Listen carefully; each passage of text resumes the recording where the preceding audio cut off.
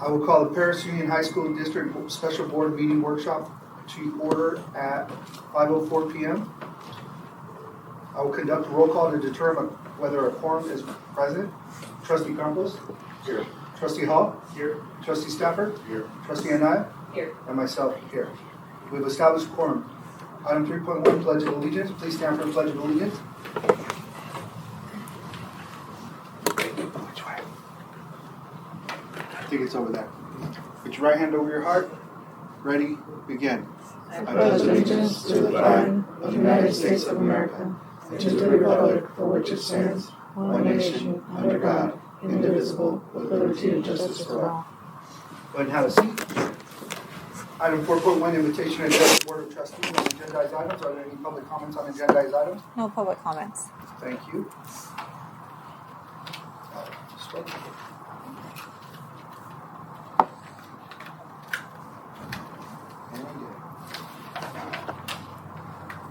Item 5.1, review and revision of district vision and mission statements.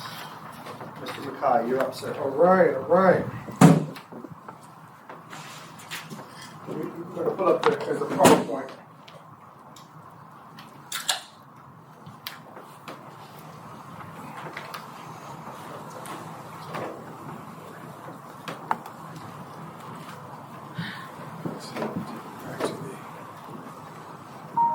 All right. Okay. Good afternoon, folks. So what we have before us is an exercise that the board will undertake with respect to the development of your vision, mission, and essentially brand development. Okay.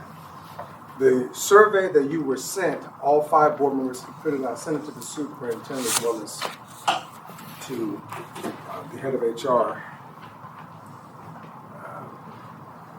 And I probably should have sent it to, I'll capture this CBO as well as Chief Ed Services, but we'll capture that data subsequently.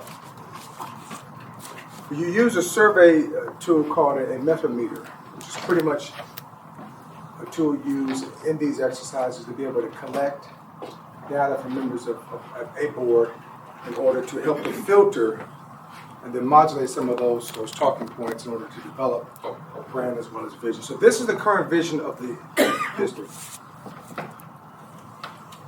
Paris Union High School District will be a caring, diverse, and supportive learning environment in which all are committed towards working in relationships to foster innovative and creative learning opportunities. So, we have it on 3 screens and all you guys can read. I have a question. What's missing from this statement? It's glaring. Just raise your hand and blurt it out. Sir? Students. Students! Students! Isn't that kind of novel? No students mentioning it. Now, whoever did it, it's all to the good. We didn't do it. Okay, none of you did it. Not even the kids in the back, they didn't do it either. Students are not missing. What else is not missing? Community. Okay. One last thing, and then we'll move on to the next. Give me one last thing I'm not seeing here. 21st century college and career. Academics. So this is a boilerplate generic vision of the district, and if you were to go with this, then you're going to do this well, which is pretty much, I look at this as almost being like a word salad. Right? Okay, this is your mission statement. The mission of the Paris Union High School District is to create high quality, relevant learning opportunities for all in a safe and caring environment. We will develop a high quality, caring staff who will be dedicated to learning and connect students to their education and potential goals. We will care for all students while developing a growth mindset through collaboration, creativity, communication, and critical thinking. Watch this. We will develop a high quality, caring staff. This reminds me, I was doing some work in the South. This old black woman, she kept calling everybody baby and telling our kids, bless your heart. This is bless your heart right here. We will develop a high quality, caring, bless your hearts, caring staff, right? Okay, now, our mission statement, of course we're going to develop caring staff, But the objective of the system, a high school district, one of only 25 in the state. Only one of 25 in the entire state. You're the only one in this county. And as a matter of fact, the next county over, which is LA County, where half of y'all from, the majority of y'all from, they only have three high school districts in LA County. Okay, just 3. So there's so much that we can leverage based upon developing a mission that centers around community, that centers around students, centers around family, centers around safety. We're going to get to that. Any more thoughts on the current vision or mission statement? I think I got care in there about twice. Yeah, whoever wrote this, they were very caring. Any other thoughts? Careful. Careful. Any other thoughts? Okay. So as a part of the exercise, what I'd ask you to do, and there's a rhyme and a reason to the whole entire survey. What I ask you to do in 1 to 2 words, describe the district's current brand, state, / what do people believe about the district. Now, some of these comments were very glaring, and I nearly jumped out of my seat, okay? And we're going to talk about it. All right. Somebody said, not that safe. Somebody said, lack of accountability. Somebody said, historical, disorganized, boring, corrupt, lackluster, positive, modern, not transparency, prospering. Now, we're all over the map here, so this is a continuum, and we're A to Z. Now, all you guys completed this, and this is anonymous. So we don't know who said what. I don't even know who said what. But I believe it's appropriate and fitting to really have some discourse around the feelings of the governing board. You don't have to own this. But if you're living in the Paris, Marietta community, Menifee community, Paris and Menifee, which are pretty much the predominant communities within, other than the small other unincorporated areas and what have you. If I'm a constituent, the governing board is saying this. These are the governors. You're saying this. Viscerally, how do you believe a citizen will feel if they saw that this is how board members feel? Thoughts, perspectives? Well, Sir? wouldn't it be what our thoughts are of what they think? Isn't that kind of what in other words, that's what, I mean, I understood the question to be, Yeah. what do your constituents look at it? You know what I mean? Okay. As opposed to it being our personal. Well, no. This is the current brand, right? This is the question is, what do you believe the current brand is? This is a very, very, very subjective exercise. In that, remember now, we can't even say all the constituents in Menifee feel a certain way because we don't know, right? We can't say all the people in Paris feel a certain way because we don't know. But what's emanating from members of the board is this, which even if in fact you heard it, you're going to filter this. It comes through a sieve. This is what you get, end result. Thoughts, perspectives, feelings? I would, if I was outside of this circle, I would ask us, well, what are you guys doing to change it? Okay, all right. Any other thoughts? We're going somewhere with this, folks. But I don't want you to shy away from what you said. Because somebody said it. I didn't do it. Right? It's a little jarring, corrupt, lackluster, boring, disorganized, lack of accountability, not that safe.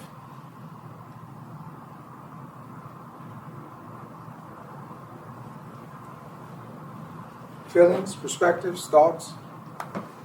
Well, I mean, definitely not good. When you think of a school district, you would hope it'd be anything and almost everything like that. If you could counter it, you'd want schools to be safe.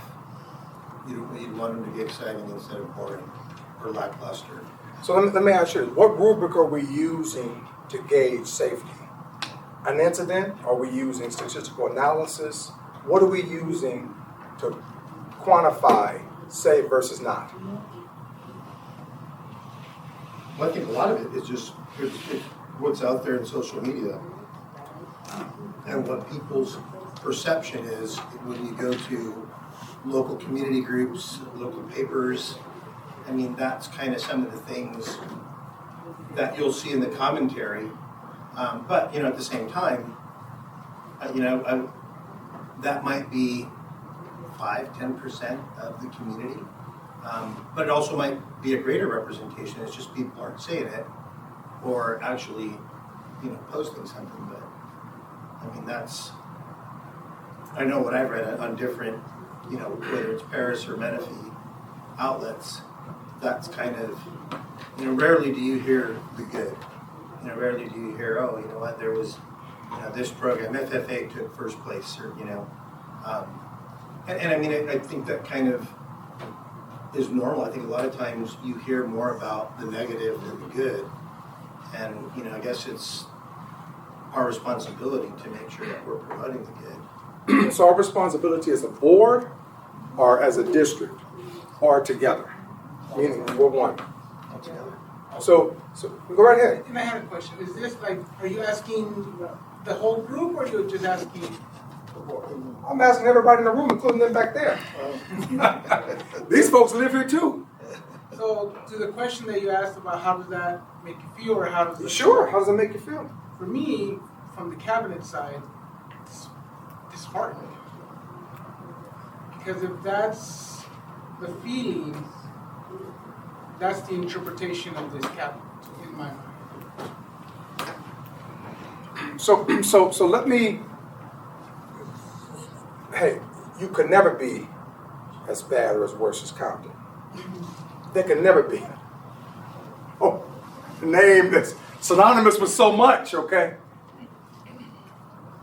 So I'll give you an example of Compton, Memphis, East Baton Rouge, Louisiana, Birmingham, Baltimore, Philly's doing academically phenomenal. 3 to 5% growth is just historical for Philadelphia. Now, let's juxtapose this with Compton. Okay, now, some of this used to be the case, but here's something we suffer from. You'll never change it. So if everybody's pushing together, right, pushing a narrative, right, enrollment increases, people move in, et cetera, et cetera, et cetera. The challenge here, to my good friend here's point, the challenge is that if we're feeling this way, then we're governing this way. And it's not just a cabinet issue, it's also a board issue as to how we then present and represent ourselves on the dais and how we then move our respective agenda along. Thoughts, perspectives. We do want to hear from y'all. Because developing the mission and vision, that's easy.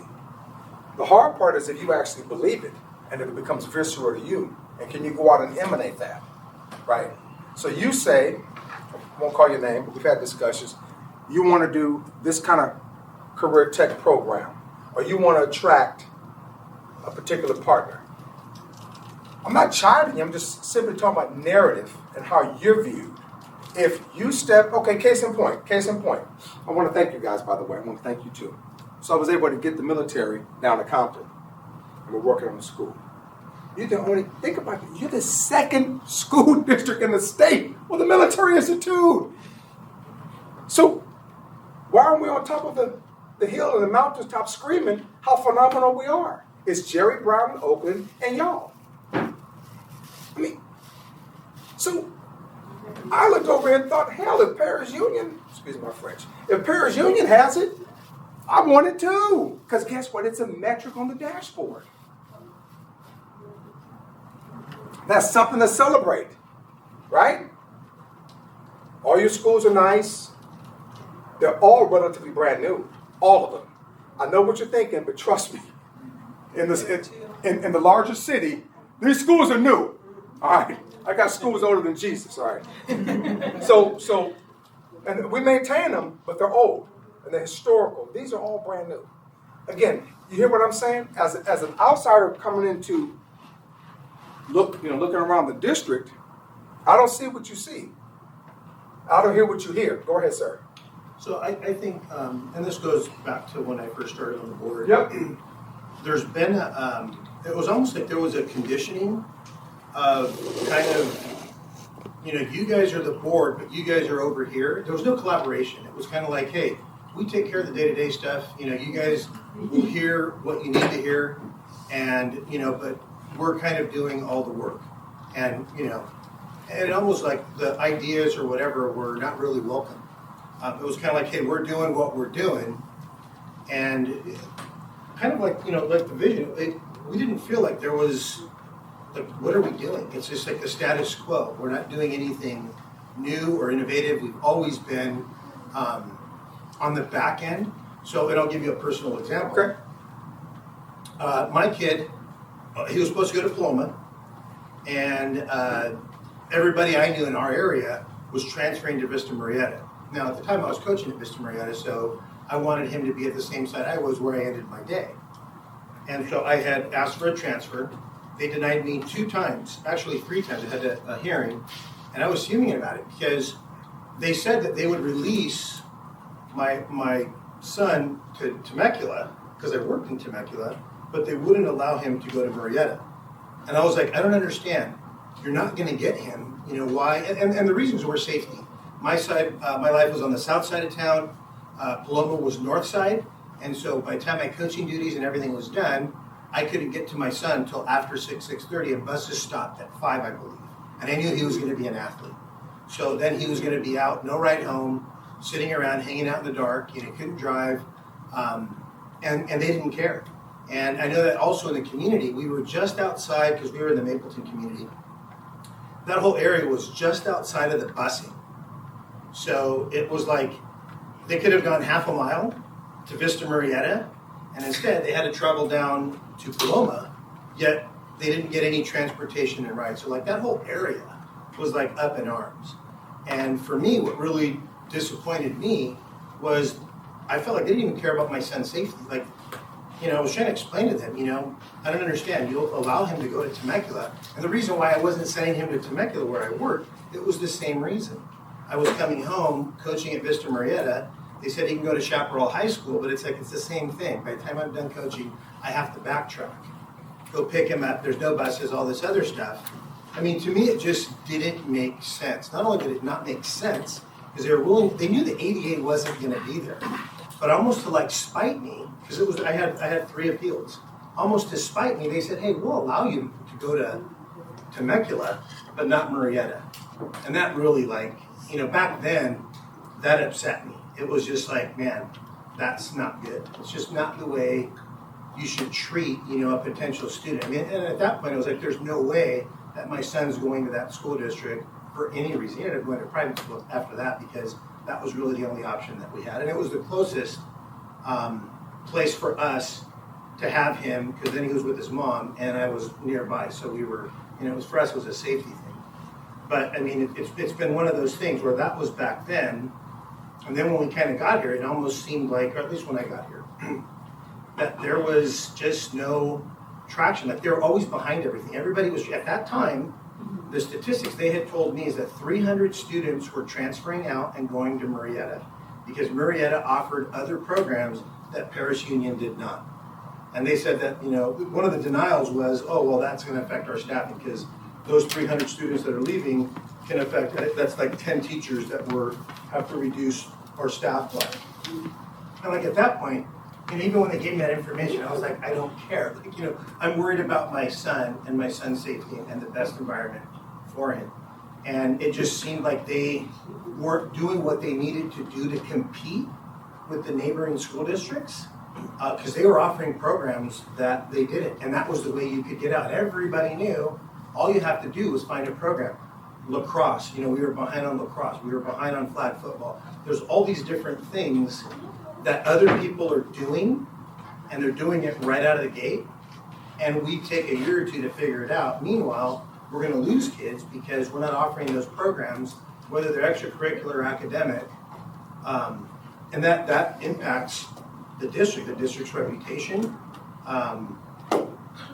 just in general. And so for me, coming into it, I kind of saw that there was almost like a lackadaisical, like, hey, we do what we do, you just don't worry about it, we've got everything under control.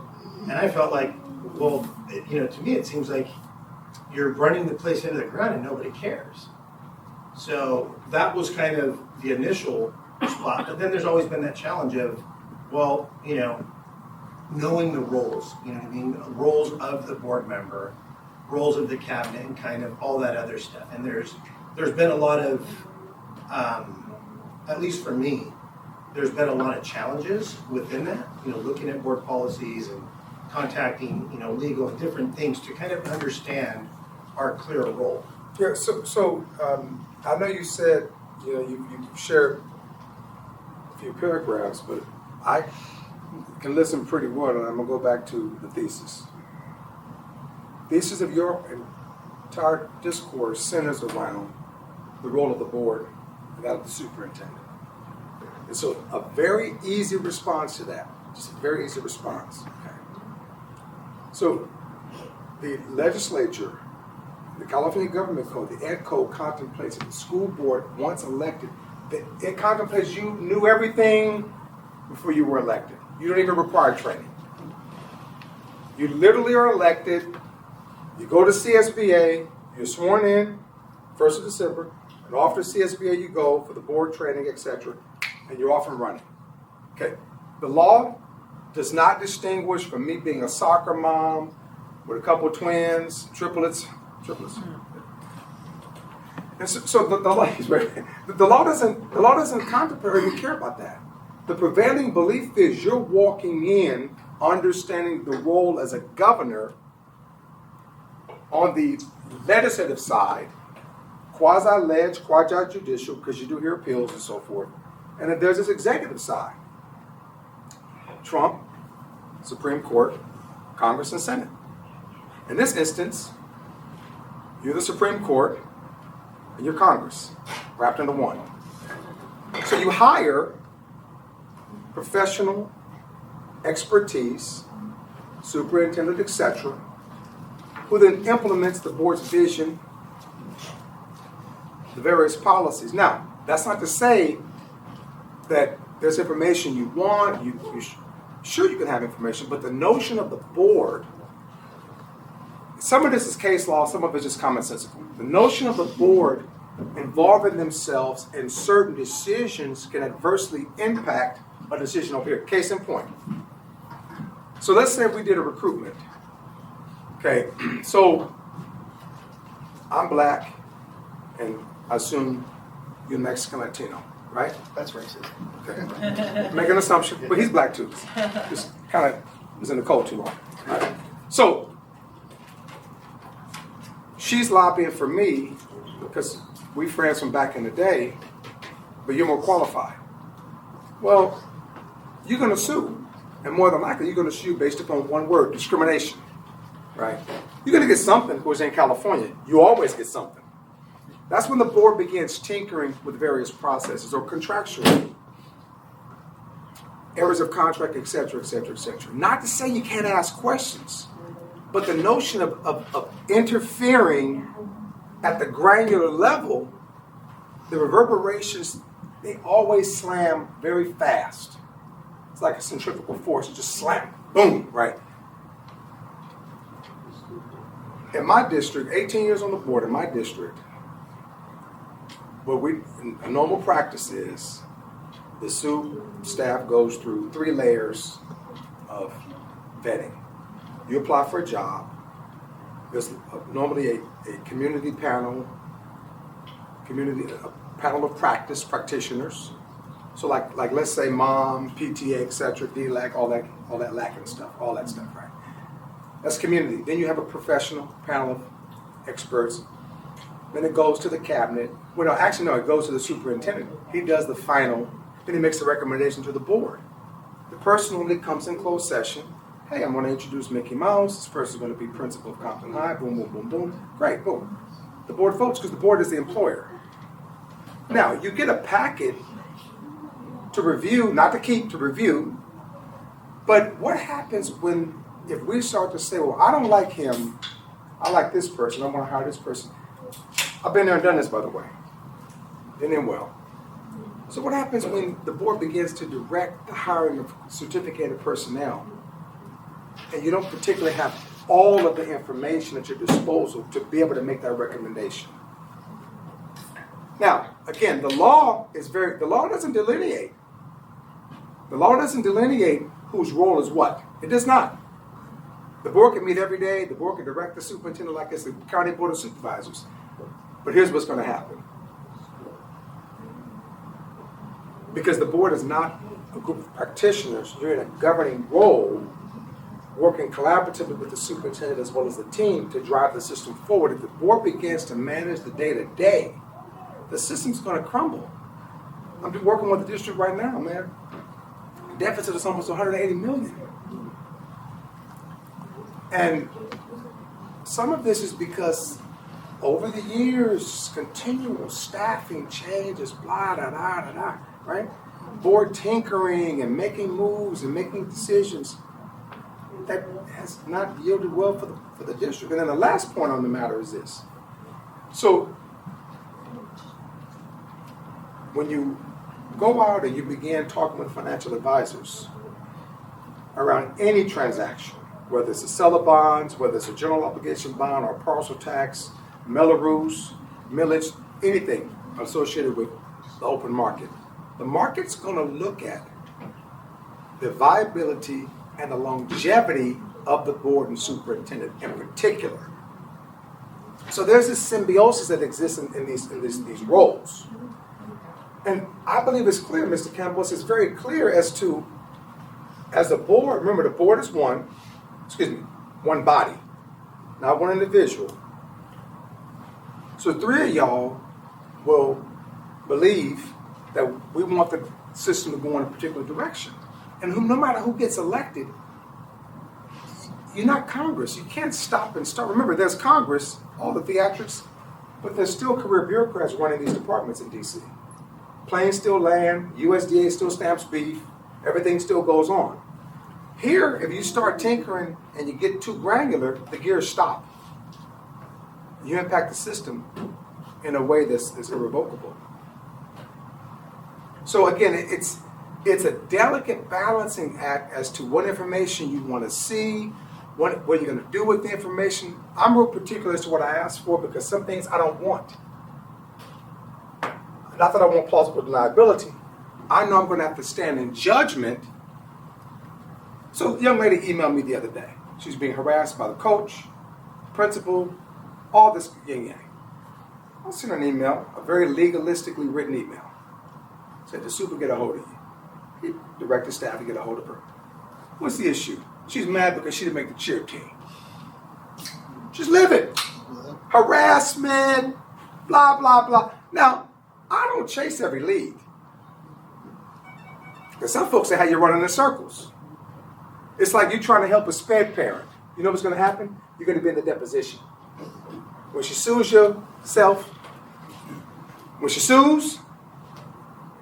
and they start, well, who did you talk to? I talked to Mr. Hall. Oh, wait a minute. You mean Charles Hall on the board? Whoa, Charles Hall. Now that's more money for the district. Now we got to defend Charles Hall 5 years from now. Because he spoke with a parent and told her, I can take care of that IEP. I'm going to get it done. Whatever you want for your kid. This has happened. Not here. Hall didn't do it, but it's happened. And the district has to pay for it. And the legal fees.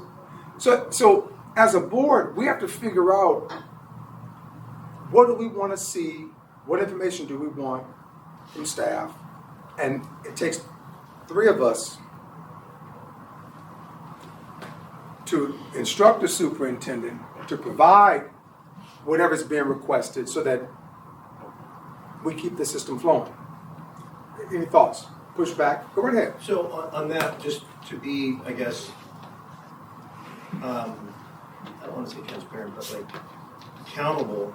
So is it okay to briefly respond to the parent and then direct it to the superintendent and his staff, but just to acknowledge it because you don't, I mean, in my opinion, like I don't want to blow off the parent. If they're sending me or asking me for a response, you know, I think the professional and right thing to do is just to respond briefly and redirect them, you know, to the superintendent and their staff, because obviously they're going to be the ones that dig around and have the answers and get the responses, because I'm not going to do that. I'm not being rude, but I want to read the response last night. I sent this response Tuesday. To a student, evening, this correspondence acknowledges receipt of your complaint filed under the California Uniform Complaint Procedures. The allegations concerning the coach and administration of Compton High School are noted. This matter is hereby forwarded to the superintendent for formal review. The district office will provide further communication regarding this resolution, the resolution process. Essentially, don't contact me again. They're going to call you, don't call me anymore. And I copied the superintendent. I'm done with it. Don't contact me anymore. Because I'm paying, listen now, you got to look at yourselves as being executives of a public company. I'm paying my superintendent good money. I'm going to be doing the work for $2,000 a month. No, they going to do the work. I'm going to send the stuff over to them and let them arbitrate it. It's not my job to go round and round about, well, the playground equipment, blah, blah, blah. Hey, no. Let them handle that. That's called accountability. Remember our last session? That's called accountability. You're driving accountability and oversight. So, the board has oversight, the superintendent has accountability. It's all the way down. They're all accountable to him. You provide oversight of him, them, they, etc. But the objective is not to engage parents, because let's say you're missing some of the finite granularity. So, case in point, okay? We got these sexual molestation lawsuits running around. Oh, I knew so-and-so. Oh, now you're in it. You're a board member. Now you're in it. Okay, now we're really going to pay. We're going to pay triple. True story, by the way. We're going to pay triple. Because you were out investigating the matter. Why were you doing that? Why were you involved in a side investigation, right? You pay for lawyers. Why are you making phone calls? Thank you. The district has to pay an extra $100,000. A case would have been $50,000, $350,000. Plus the legal fees. So as a board, you know, it's how do you see yourself in the role as a governor, or do you want to be more than the sedentary staff person, kind of sort of moving around the chess pieces and what have you, right? So I had a lady go down here for a special education. So she's going to sue us. She's going to sue us. Lady comes down. The city has an issue with, we've been going back and forth with the city about some issues, right? And so we're communicating, copy the chief of police, copy so-and-so, I'm off of it. Write a nice little email, boom, boom, boom, I'm done. Right? Do you want to be the board member that just sitting up all night corresponding with parents?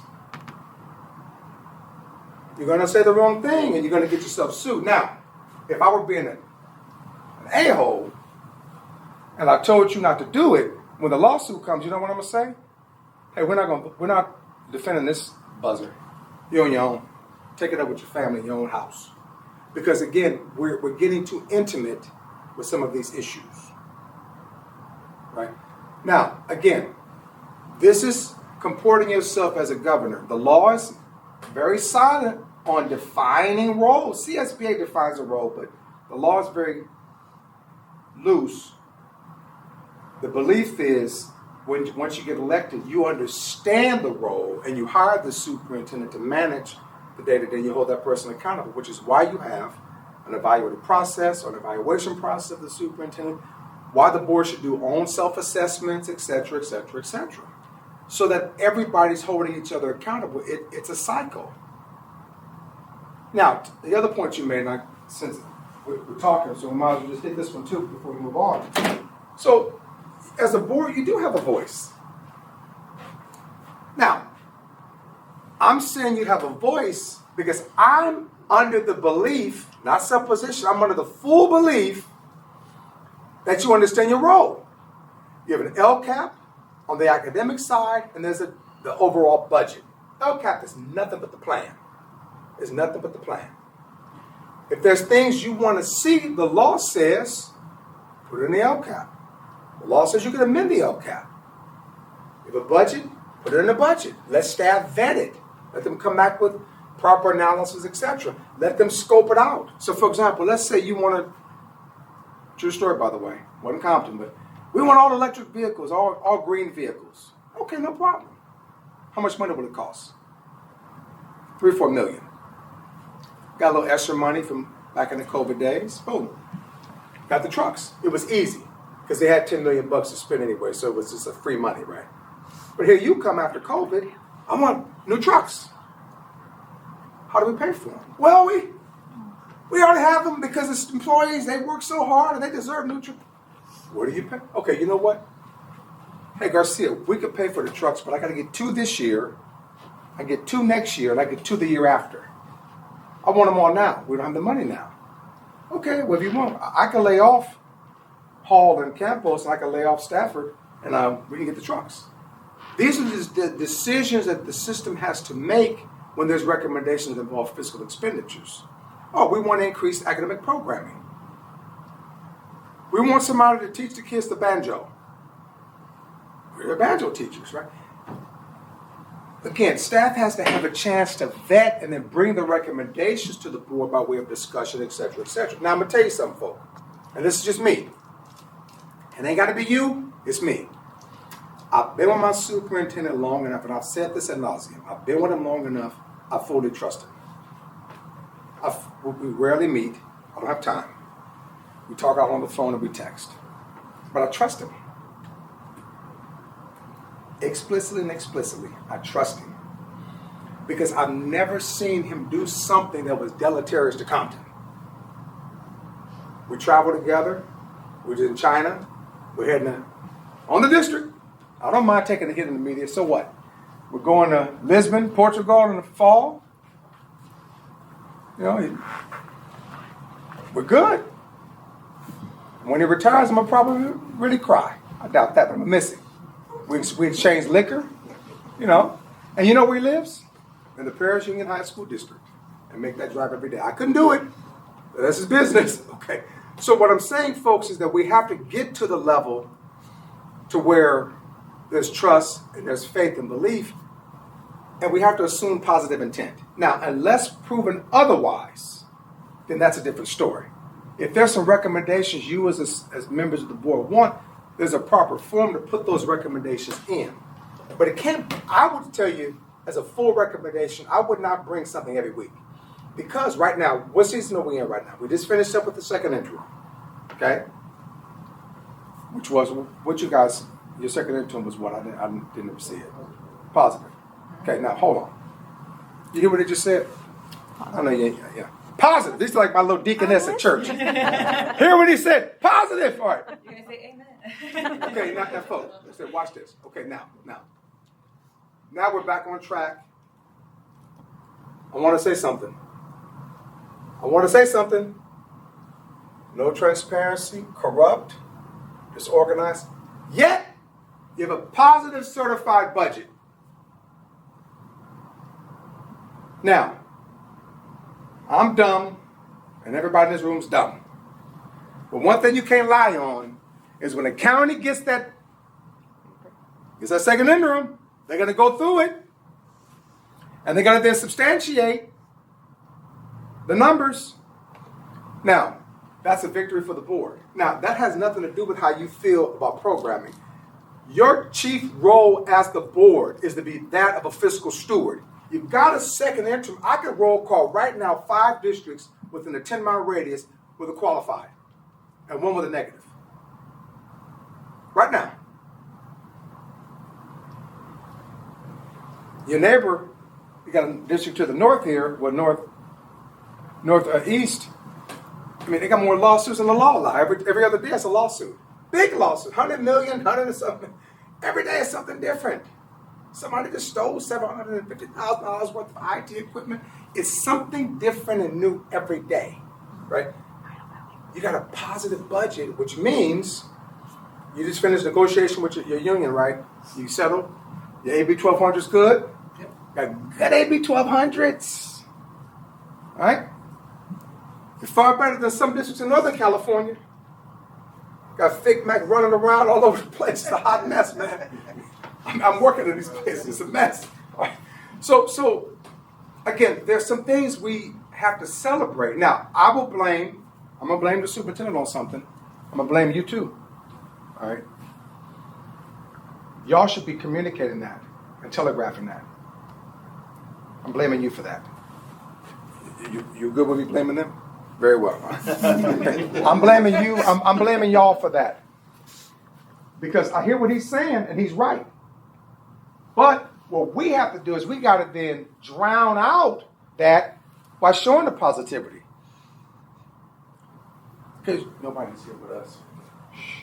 Deficit spending could be a strategy. Am I right? Yep.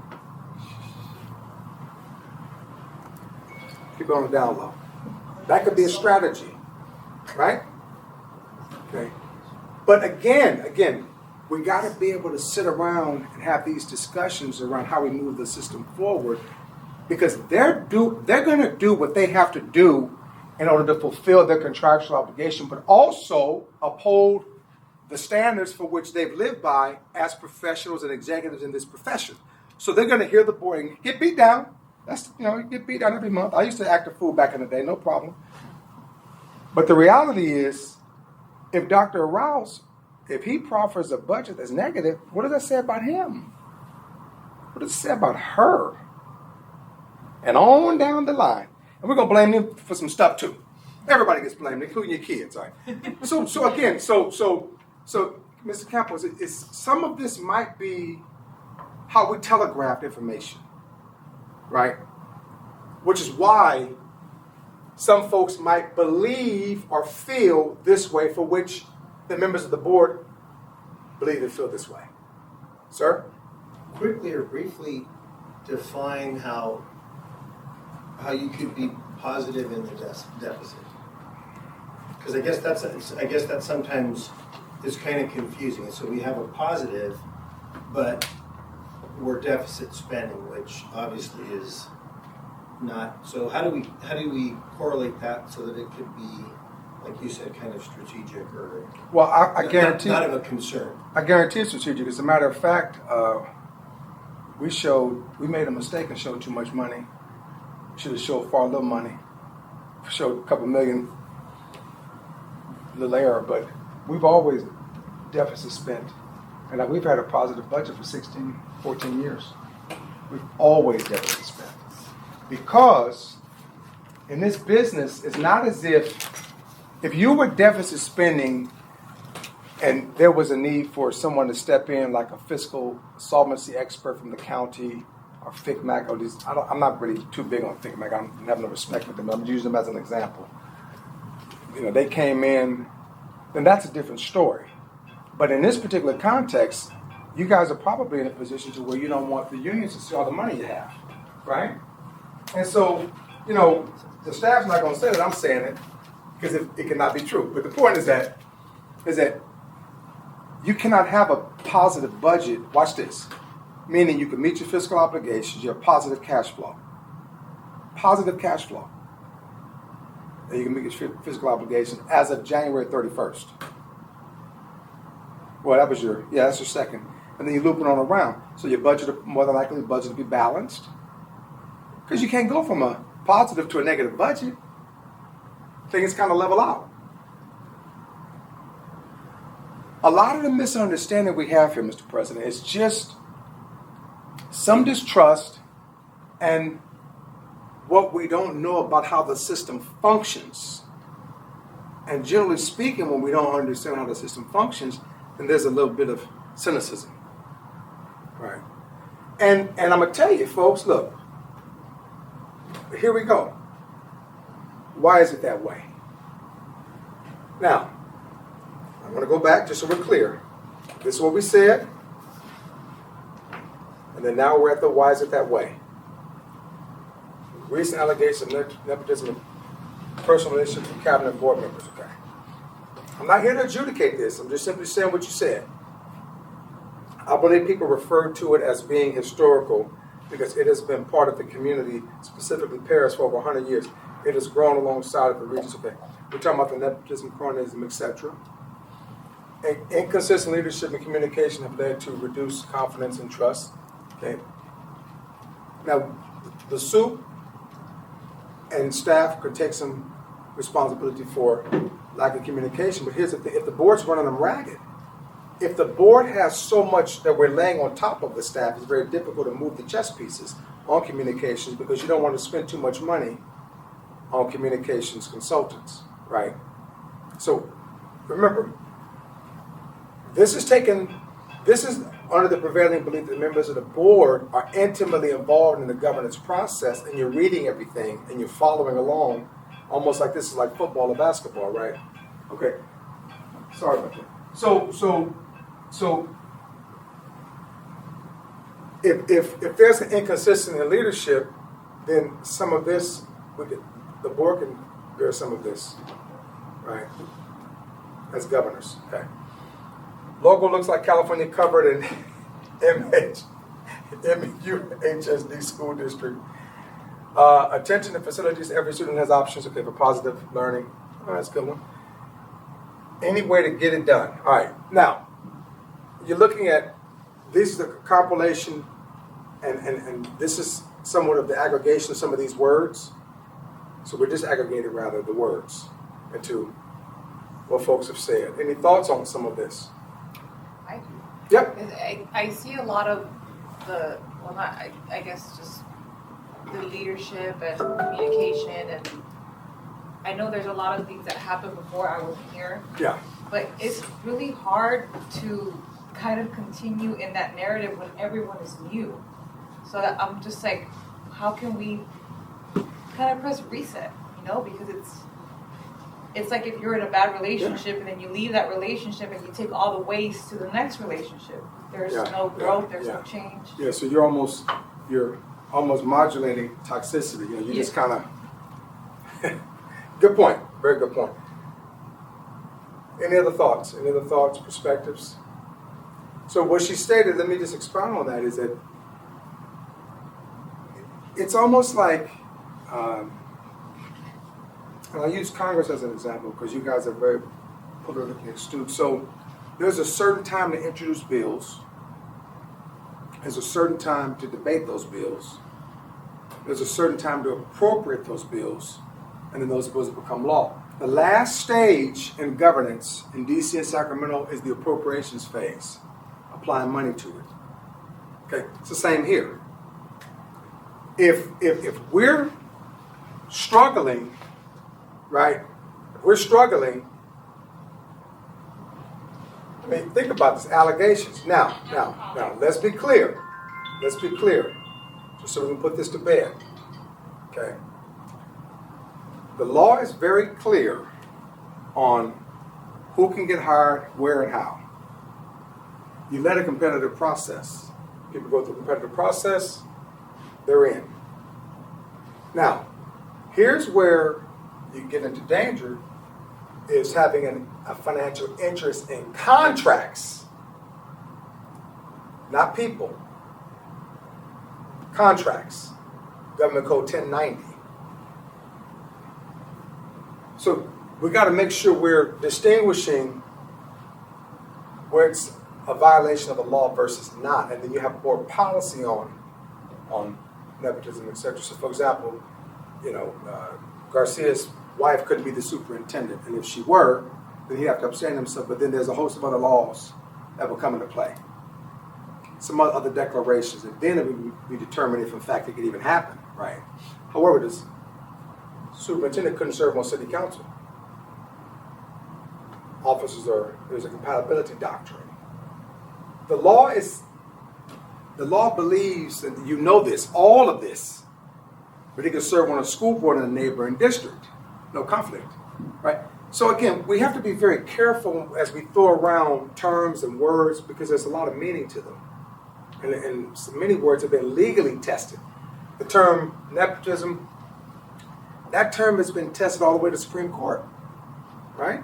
So just understand that, right, as we begin to move through our journey. All right. what would a new brand do for the district? Okay, we're getting to some good stuff. Good stuff. Hopefully dispel the allegations of corrupting and concentrate on student programs. Would like to introduce and improve the arts program. Gives us a cleaner, fresh new start. New programs equals new opportunities. A brand would unify Paris and Menifee under a shared identity, strengthen the community, pride, and improve trust, clearly communicate our direction and exception. Fresh new start, relatively new board, new programs, new ideas, and new opportunities. I hope you guys see where this is going. You're essentially writing your own vision and mission. Okay. So we shake out the cobwebs. Now we're down to the root of it all. New brand, if done intentionally, will unify Paris and Menifee. Okay, we already said that. Well, no. Strengthen community connection and build a shared identity rooted in trust and clear direction. If done correctly, I believe a new brand will open the door for innovative changes, unity, and positive attention. It can help clearly communicate the district's vision and priorities, stand out from other organizations like the old logo. For the district, we need something more original that catches the attention of the public, attract old and new students within the community. So what we're talking about is some of y'all want a complete wholesale transformation of this system. New logo, new vision, a new identity.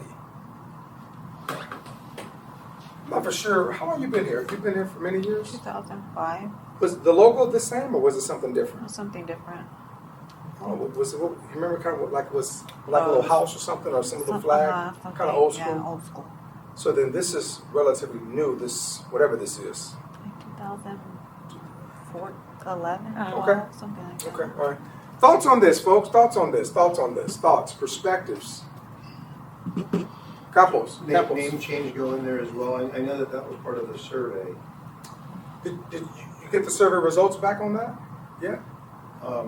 Not completely. Okay, all right. So when the survey comes back, then I believe. Oh, you're talking about the survey done by your financial advisor around. Yeah. Okay. Yeah, Tony Obon, but I Yeah. think that was one of the questions. It'd be good to see the results of that.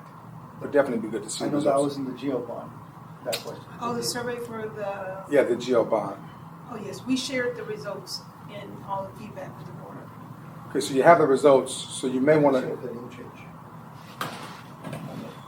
Or what the results were. That, At least I don't recall. yeah, we took the name change one out. Oh, that's fine. Yeah, the name change question was taken. But see, now that I think could be, I think that's something that we need to look into because the big issue, at least on the other side of town, in Menifee, is they don't want anything to do with Paris and Paris Heating. They want to completely just, hey, can't we unify? And obviously they don't understand the complications with the unification process. They don't understand the benefits of the high school school district, in terms of the funding and all the other benefits that come with it. But it's very Paris-centric. And so that community is, like, they want out. You know what I mean? That's one of the things that they've wanted for a while.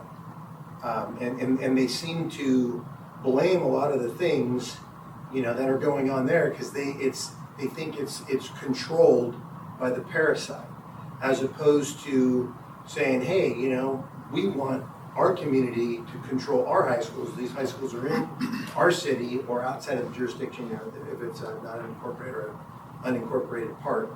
So I think that's a big part of it that I think can bring, if we're going to go with a new brand, hopefully, we can show them the positive things that are going on, and then they'll feel like they're included as part of the process. I mean, the boardroom is, nobody from Menifee ever comes to our board meetings, ever.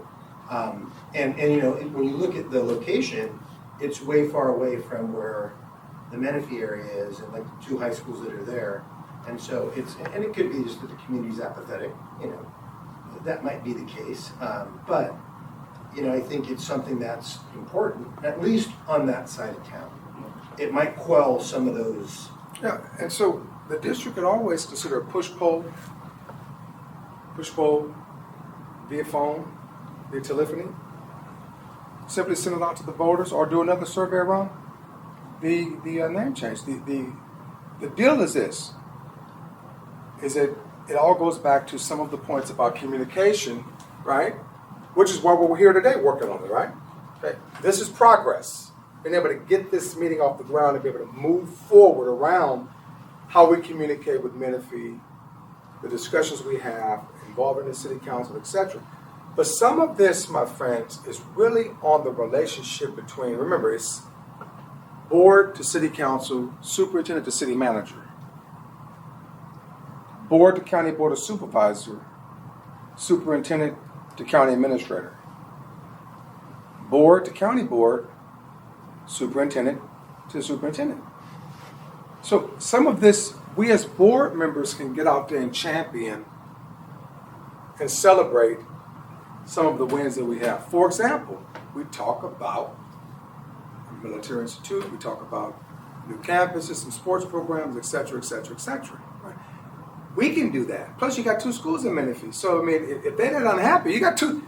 Hey, look, if you were so horrible, you would not have built no schools over there, right? You could have put them over here, right? Ma'am, go right ahead. I was just gonna share that on our COC committee, we do have members from Menifee. And we're getting ready for our first superintendent facility bond advisory that's coming up on April 20th.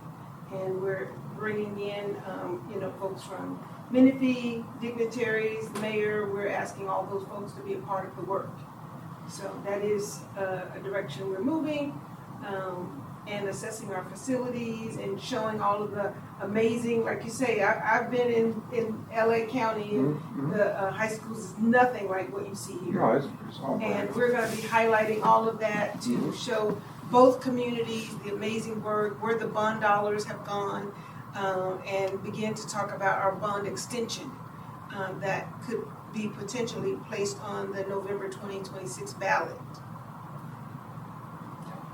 Go right ahead, sir. Then we just had our Menifee Parish recruitment fair where we brought all our local districts together, and Menifee was very happy to come to Paris because they felt it was central and close to the freeway and accessible to candidates. Now, you also have a relationship with the school district over there? Is it, they have an elementary, you have one here and one there, right? Dr. Lu was here with Menifee Union that Saturday. And so those are your feeder school districts here in Yes. two. So again, it goes back to communication, but it also goes back to, again, so I'm a constituent. I voted for you. I don't care you're busy with 3 kids. I voted for you. I want to see you in the community. Full stop. Right? That's just what the business we're in. Right? Not giving you a little extra change. I gave you a little raise. I want to see you more. Right? So some of this is going to fall on the shoulders of the board to get out there and really be that ambassador, bridging the divide, bridging the gap between these various communities. Right? Thoughts, perspectives, reactions? I 100% agree. I think we have to build the connections with the city and the council. So 2 of you guys are in Paris, 2 of you are in Menifee. You're in the unincorporated, right? I'm in Menifee. 3 of you are in Menifee. Menifee took over Sun City. They incorporated Sun City. Sun City was once unincorporated very well. And then you 2 are in Paris, right? Yes. Okay. Well, it seems to me that Menifee has some representation in this mofo. I mean, y'all in the house. There's 3 of y'all sitting here. I live in the senior, above the senior community. If you sell them out, I'm mostly senior citizens. Well, we call them seasoned saints. And I get a lot of opinions from them. I bet you do. I bet you do. Thoughts, perspectives. Are we moving in the right direction? I mean, go right ahead, sir. Well, I kind of think we were talking about branding. That's Yes. why I answered that question. Yes. The old brand was this very legalistic looking brand, almost like it was for a county courthouse or something. Okay. And the new brand, when they did that, it was done when the other people were here, but I think it was just done sloppily and lazily by a consultant, and nobody had enough gumption to speak up that it looked like covered California. That is my statement. Covered California. It does like color. I'm not gonna lie, you do have a point. You know, I thought it was the most ridiculous thing I ever saw. But in this district, when you open your mouth, you gotta be careful what you say. So how about this? How about when we get down the line, you pick up three, four logos and let the students vote, let the families vote. Maybe 3. And then off we go. The board, of course, would bless the 3. They vote. We're happy with 1. I'll go from there. You know, going with the modern logo, it's been done. My old fire department, they changed their patch. It's a different patch now. The guys that served under the patch that we had, I would never put on the new one because I didn't work under that. But it's nothing odd about doing this. It's been done. Yeah. It's just more thought I felt had to go into it. We can even consider maybe the students. Right. Yeah, and actually, and then I think some of the issue with our branding is that even though we have the district logo, there's, each department has its own logo that's different from the Paris logo. So one thing that we did in my department is we said we're not using the HR logo, we're using the Paris logo, and we're just putting human resources on their sleeve because we are Paris. So that's what we started using because we need to, whatever logo we have to unify under one logo. Yeah. Mr. Sue? I just wanted to mention, okay, when you were talking about the comments and the perceptions of the Yes. board, for example, in terms of safety, Yes. how do you put that they don't feel safe? Right? There was a comment from, this in social media, there are some comments there, you mentioned, but what makes you say that? Yeah. How do we know what percent of students or community members feel that way? On March 10, because you asked about the surveys, yes, we have shared 2 surveys about facilities, more. Actually, it was a presentation, public presentation, we will share that, so the communication is there. And also, on March 10, I sent a summary of the survey that Mr. Andrade compiled the results, and just a brief thing. Approximately 80% of respondents feel that students are generally safe or very safe at our schools. March 10, 16 days ago.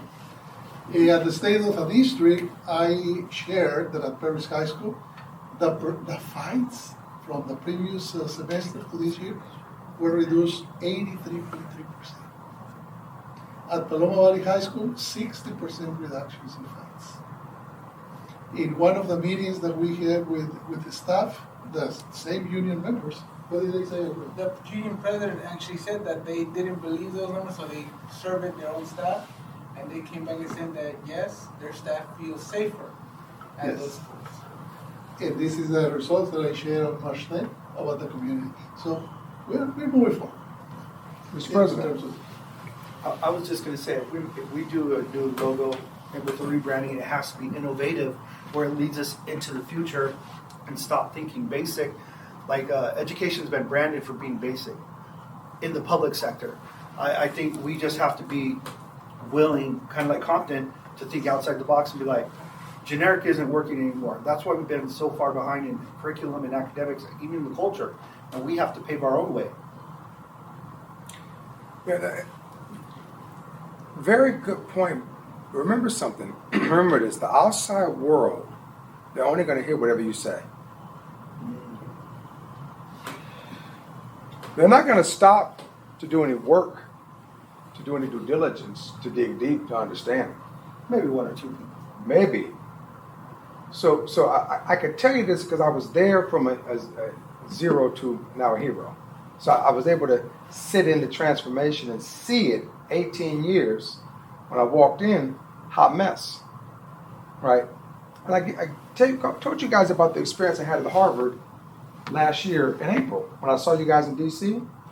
When I saw you in D.C., I think it was campus, I saw you in D.C. because you were with the Temecula people and the myriad of people. And at CSBA, what do you call it? What do you call that CSBA deal? That conference? There we go. So the Super and I left there and we shot up to Harvard. I'm sitting in the room, man, and the soup is presenting. I wasn't presenting, but I want to support the soup because the soup supports me, right? It's all good.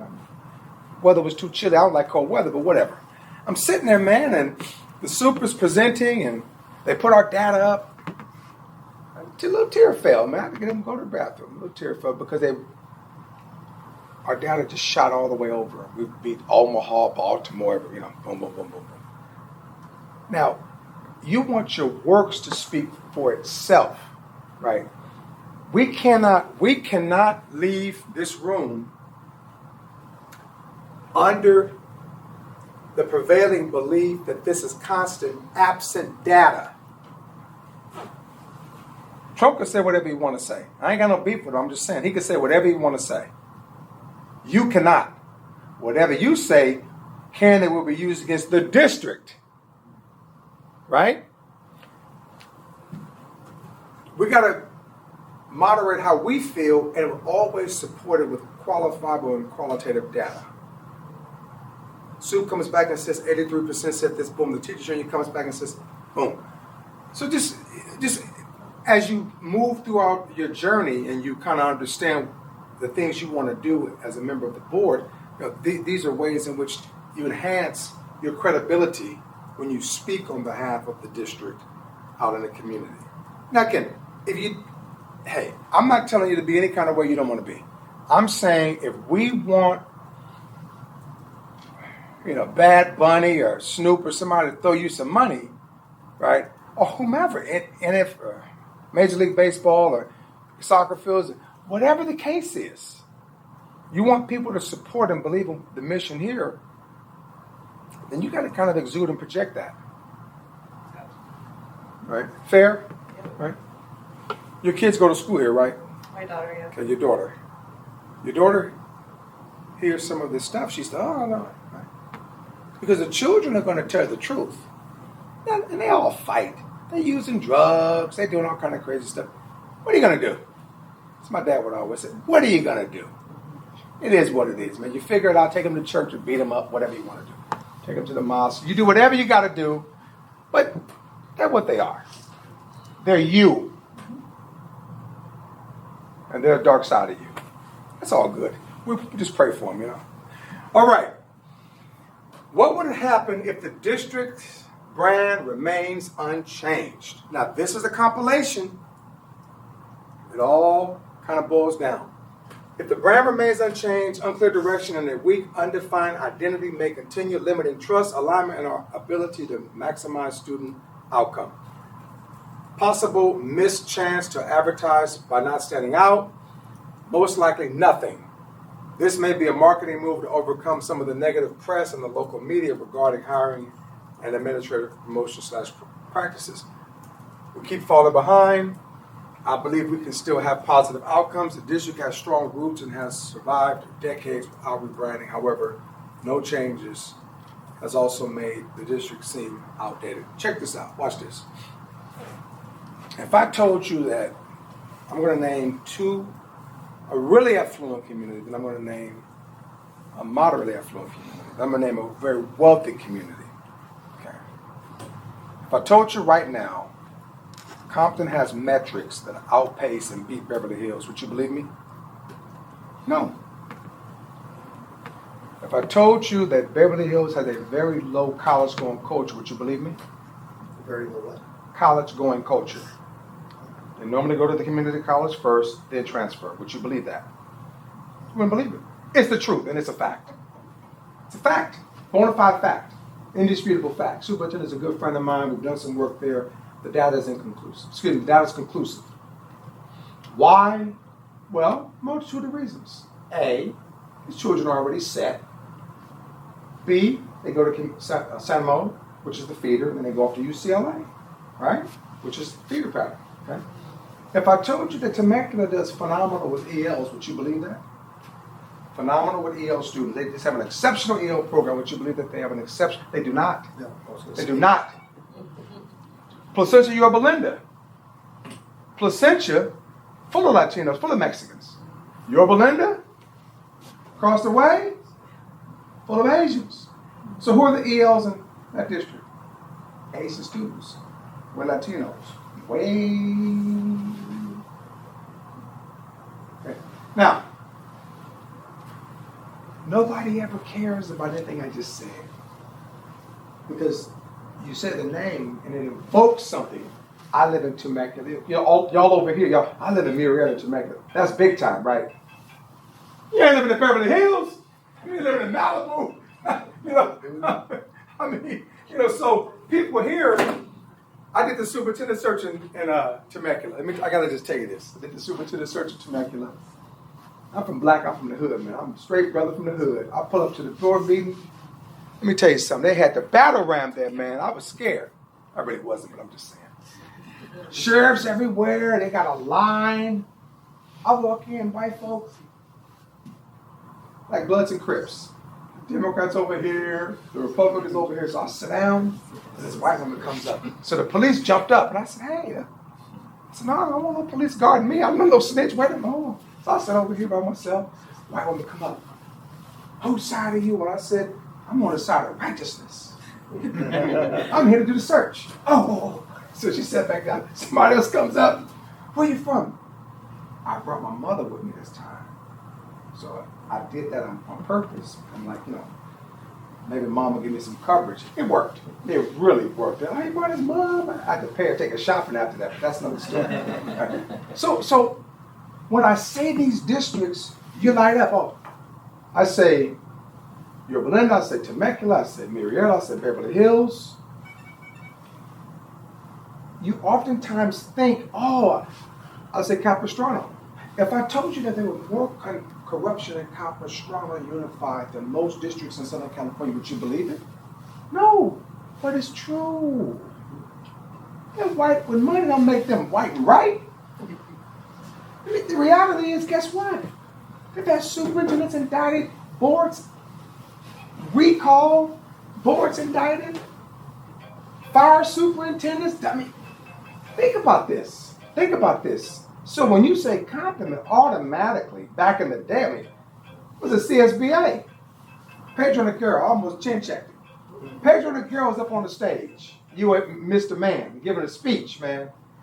And he was up there, man. He was just lambasting Compton. I'm talking about slaughtering. Our lawyer at the time, David Huff. David Huff was a little bit bigger than what he is now. Big white boy. Huff is running through the convention hall, getting ready to attack the stage. I'm right behind him. We're getting ready to leap onto the stage to attack this man. I mean, he kept talking about how horrible Compton is and how horrible this. Guess what today? You go with him in Compton today, you'd have swore to God, he's the czar of the district. He talks about us as if we're all friends, and I have to remind him sometimes, you know what you used to say about us, right? It's, as a board, if we want people to view us a certain kind of way, then we got to step out and we have to project ourselves in that image. I'm giving these examples. I got stories for days about how folks have crapped on my district, right? Not today. The governor came down, would you support me? I said, no, I would never support you. It's your first time here during election season. You're not Attorney Thurman. We'll never support either one of y'all. Because you're supposed to fund education $900 additional. You're supposed to raise the cap $900. You didn't do it. I'm unhappy about that. My support is contingent upon what's best for Prop 98, thus Compton. It's not personal, what's best for my community. And he respected that. Right? At the end of the day. So again, it's what do you want this district to be known for? Here's what you're saying. If we don't make a change on branding, we'll continue down the same path. Now, I will say this. Was the brand bad when other people ran it? You heard what I just said? I'm going to say it one more time. Did you pick up what I just put down? Was the brand bad when the other folks ran it? I want to know, was the brand bad? Yes. You hear what I just said? Which brand? You hear what I'm saying? So we got to, let's think about this. Right? What brand are we talking Of the district. about? Which one? The overall brand and image. The old one or this one we have now? No. The current image and how people perceive the district, right?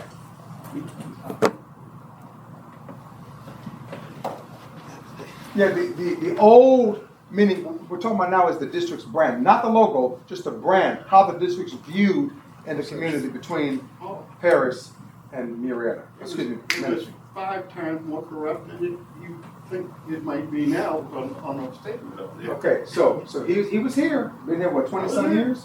All right, This place was hideous. okay. Y'all don't know. Jose, you know. Okay, so again, folks, let's think about this here, put this into perspective. What we're battling up against. Right? We can easily change this. So we can change this. We can flip Campos. So, prior to that, so here's what's out there. It was, the old brand was cliquey and there was an empire. Now, people look at it as there was changes and all it did is create a different empire. And so the issues are now just, it's a matter of control, which it was an issue, there was a power structure in the old brand, and now there's a perceived power structure in the new brand. And so things changed, but the concept almost did it. It just shifted. And so those are internal issues. And that's what people see in the public and internally. And so that's, I think, something that we also, in order to move forward and do what we want to do with the new logo, new branding, it has to be collaborative. And I honestly don't believe we're there. I know the word unity is thrown around a lot. We're not united. It's just that's the reality. Now, going back to, like you had mentioned earlier, all you need is 3. You know what I mean? And 3 will get certain things done and certain agendas or whatever they are pushed, and they'll get through. Obviously, I think the goal is 5. Sure, absolutely. And 5 with 5, there's a power and a movement, a synergy that will be created because everybody's going to be going on the same road, moving in the same direction. And that's, I think, kind of where we have to go. And to get there, the question is, how do we get there? And I think we have a lot of those things that are up there, I think, are the path forward. Right? I think, like you had mentioned, in military school, adding new and different programs is going to be good internally as well as externally to the community because they're going to see that we are doing things not just like everybody else, but we're going to offer things that others don't have. And we've always, in my opinion, we've done things where we're behind. We're doing it a little later, which causes the transfer. But I think we're kind of turning the corner, and that we're bringing in new innovation, new ideas to make us different. And so, therefore, a brand. I think the brand is changing, but I think that there's still a lot of work to be done. So let me ask you this: three things happening positive right now. Just not sentences. Give me 3 words to describe what's happening positive. Number one, I will say, I know that the safety came up. We've invested in safety. Okay. And obviously, if the perception in the media is negative, but like the survey says, that's the quiet Right. majority is that it's safe. And so, and I think that was intentional. I think when we first came on, and we've been intentional about the safety now when things come up. Okay, so safety's 1. Give me the second thing. It's positive. Second thing positive. Safety's 1. Number 2. Good Surplus food. in the budget. What's Yeah, that? actually, Surplus in the budget. Surplus in the budget. Okay. Give me a third thing. Third thing positive. Swimming. Every high school has a pool. Every school has a pool. Okay. There were 3 positive things. All right. So we don't deal in negativity. So we're going to 3 things that you want to see changed within a certain time frame. What are 3 things you want to see different, innovative, some change as a member of the governing board? Improve the arts. Okay, improve the arts, all right. Okay. Any other? I want to revive attendance. Okay, you want to revive attendance, all right. What do you mean revive? Revive, get those kids back Okay. so that they want to come to school. We have to change their mindset. Instead of staying at home and not coming, we need to come back. This old idea from back when I worked at Heritage, it was more sports program, what do you call it, intramural Yeah. sports. Yeah. Because everybody can't be a varsity Yeah. player or JV, right? I just don't, but it brings people together, and these kids need some exercise. Mr. Superintendent? Something I just wanted to say thank you to the board. This year we started with the Inland Online Academy. It was a complete transformation of what we had before, that we had 15, 20 students. We have 260, I believe, right now, Macarena. And those are the, I'm sorry? We're gonna be hitting 300 for this year. We're going to be hitting 300. Those are the students that President Garcia was mentioning. Those students, they were in the district academy. They were not attending any other schools.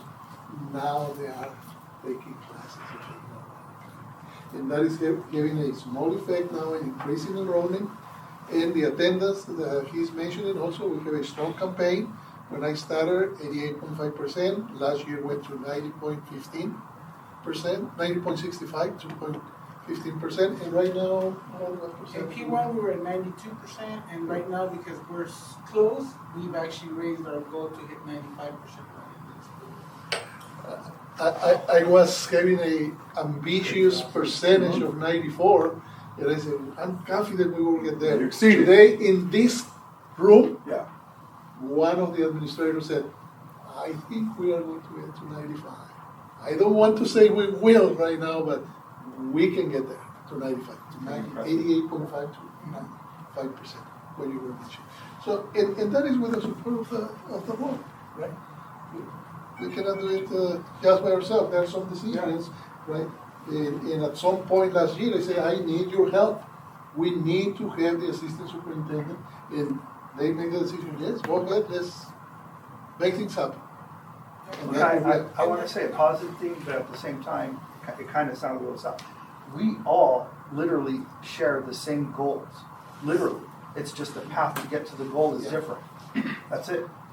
And I think that's what I wanted to hear is that even though the board may not think that we don't listen or that we're not following, but we are like the 3 goals that we want to reach, like attendance. We just heard we're raising the bar. Sports. How much have we that we're gonna raise for 26, 27? We've added to stipends, so Paris has can bring back freshman sports. So all the schools where we've added a new stipend for flag football for the females. And then we just got the purchase order approved on the innovative side that we eventually would like to become an all Apple district. So we're going to pilot with our freshmen at Paloma brand new MacBook Neos instead of the old Chromebook that you can't do anything with.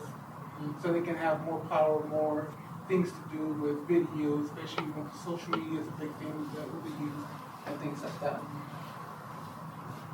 So, Another positive thing that the board helped us is the SERP.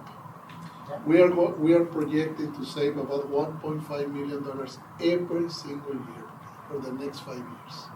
The previous administration, and obviously we don't want to say this in public because we want to move forward, but it's in the past.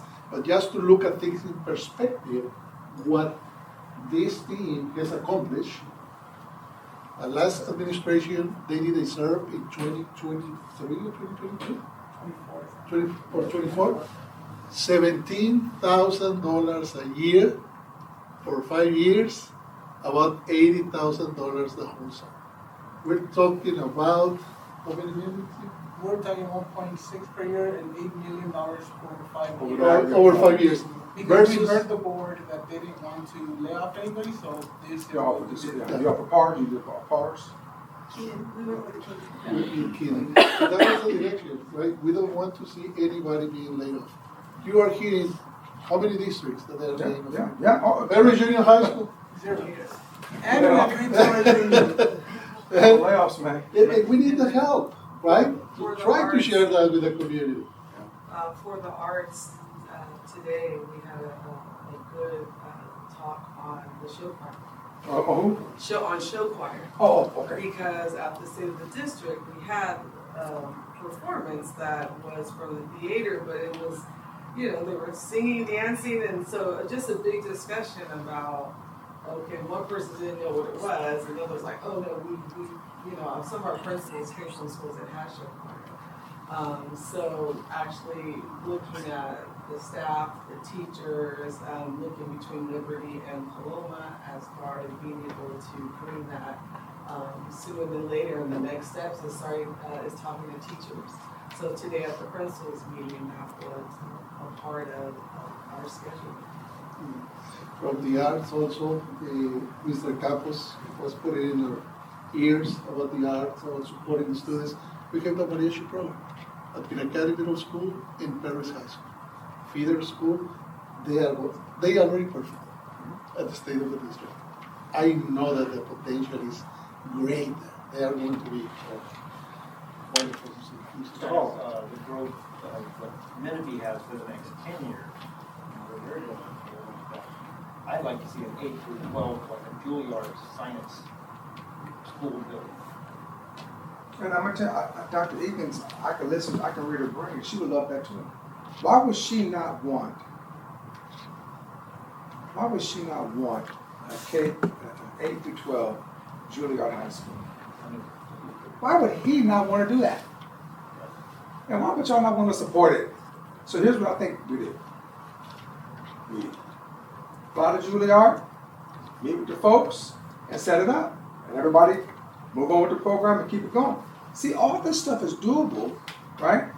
You offer your Christmas wish list, they cost it out. They cost it out.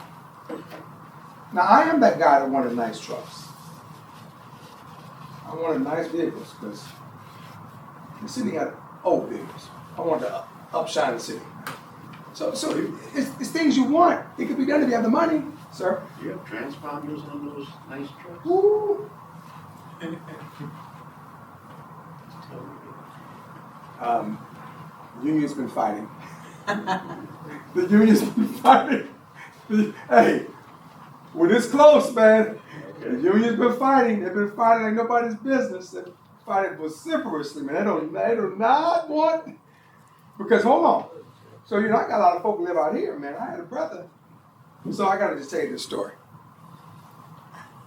Okay, I got the Samoans stealing gas.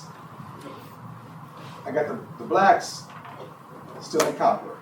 I got the Mexicans using the trucks to do horticulture and cherry picking contracts. They were covering up the Compton Unified emblem with their own company, Campos Tree Trimming, using the cherry picker. So everybody has something going on. Everybody has something going on. And I'm talking about big money. Big money. So of course, we prosecute them. We go after them pretty hard. So recently I have a cat on a 91 hitting the fast track in a district vehicle, the government plate, the E-plate. $500 worth of. We hit, first of all, you weren't supposed to have the truck out here, number one. Number two, we put the 500 on him. You pay for this, or we're going to prosecute you. So there's a reason and rationale behind needing them transponders, right? But again, the union's fighting, so it'll take some time, and sometimes you want to.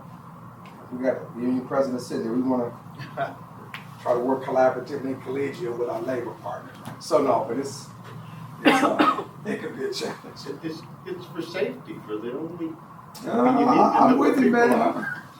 I'm with you. Again. Wait, just listen to one more. Oh, on my trucks, we all have smart trucks. See? They're smart, You have governors on yeah, the, yeah. Well, we have governors on them, but it's ran by Verizon. That's what we're talking about. Yeah. We're in communication with Verizon right now. Oh, We're in communication with them right now around this. And they offered us a phenomenal deal, 30, 40 grand. Yeah, Cheap. All the district vehicles, like 30, 40 grand. And they want the deal, because company's a name. They want to go sell it around the country. Right? And so, dealing with the union, but I support it. So to that end. So I was going to say, the other thing, I want to see, growth in CMI. Better building, how can we grow them up to bring in more students? So I can speak for the staff and say this. So your bond will probably be 150 to 300, somewhere around there, right? To do, and I'm not saying not, okay? That sounds like a lot of money. You probably can get, you might be able to get a high school, I know exactly how much that costs. That's about 270, 280 million today. We're involved in that kind of stuff too. You probably need 100 million plus, that's half the bond, right? And another 100 million for modernization, etc. No? I was just gonna share the board approved us to move forward with the charter school application for facilities. So we're right now in the process. Will we get some money for that? We'll get some money and then we'll use our district money, bonds or whatever to match. So that is in process right now for CMI. So look, so here's what we have going on, Mr. President. Here's what we have going on. Either we're not reading our agenda or y'all not talking. Because what I'm hearing is everybody here likes steak. You get steak, but then you want bologna. Right? So it seems as if things are progressing. Here's the challenge in this district. Here's a challenge. We have to foster a greater level of communication, right? So that we can, as we rebrand, so that everyone knows what we're doing. I'm talking about the larger community. Now, I am very confident the bond will pass. I'm very confident the bond will pass. I'm also equally confident that the folks in Menifee support it. Why? Because you three are going to get out there and beat the drum and just talk about the phenomenal programs. CMI is a gold mine. This, I'm telling you, I stole this, man. I'm running with it. I'm running with it. I think It's okay, we stole ideas from you too. that's okay. But this one here, man, I literally, and your guy, he made an introduction. The principal made an introduction, man. And so I am running with this because I believe in this. I really believe that all children, that's the best training in the world, man. The military training. It's kids, man. Why not? I have a friend from the Ontario Yep. school district. They want to come down to Oh, yeah. I'm going to take everything. All right. All right. So, what is it you wanted the district's staff, families, communities, and partners to know and believe about the district? All right. We're committed to maximize every student's long-term success by setting high expectations, exceeding them, and building trust with our staff, families, and community. I want you to watch the language. The words are very important in this exercise. Okay? There's a lot of wanting trust in the system. Long-term visibility, letting the families know that we partner with them on keeping our district strong, that we want what is best for our students, staff, community by offering the best academic, technological, and extracurricular opportunities for our students through innovation. This is beautiful. This is pristine. We are a district that's taking us into the future. I would like to first project a message of trust. Here we go again. Pride, family, and connection alongside highlighting our CTE programs and our commitment to college and career readiness for students. Beautiful. Thoughts, perspectives. That's what you said. This is the aggregate. I don't know, but I like that green one. That would be a great mission statement. Or even a vision. This is gorgeous. This is gorgeous. Right? This is so again, you have to, I have cousins who attended this district. I didn't even realize it. I got several cousins that came out of here, man. Several. 90s. Just came out of here in the 90s. From Carson, Compton, I came out here. And so we talk about the CTE programs. We talk about college going culture, college career readiness. I know you guys are working on. Remember, you told me you're working on the partnership with the community college run. Well, in terms of the Cal EHC, we work Yes. with San Jacinto. Yes. Community college, but they didn't offer all the courses. So we did an MOU, the board approved it, with Cal State San Bernardino. See that? And we are working with University of Redlands. This year we started with freshmen taking college classes at Heritage High School. It's the first pilot program. Next semester is going to be Perris High School only or another? Just at least Perris High School. Yeah. The objective, Mackay, is all of our high schools will be the equivalent to Middle College. So what he just said, so the term he just articulated, you guys are doing some dual enrollment and then some cross enrollment. So the cross enrollment involves the relationship with the community, the Cal State or the university, right? Which is innovative. So again, I go back to the superintendent. We don't have to starve him out, man. We got to feed him nothing, because you got to communicate the innovation, right?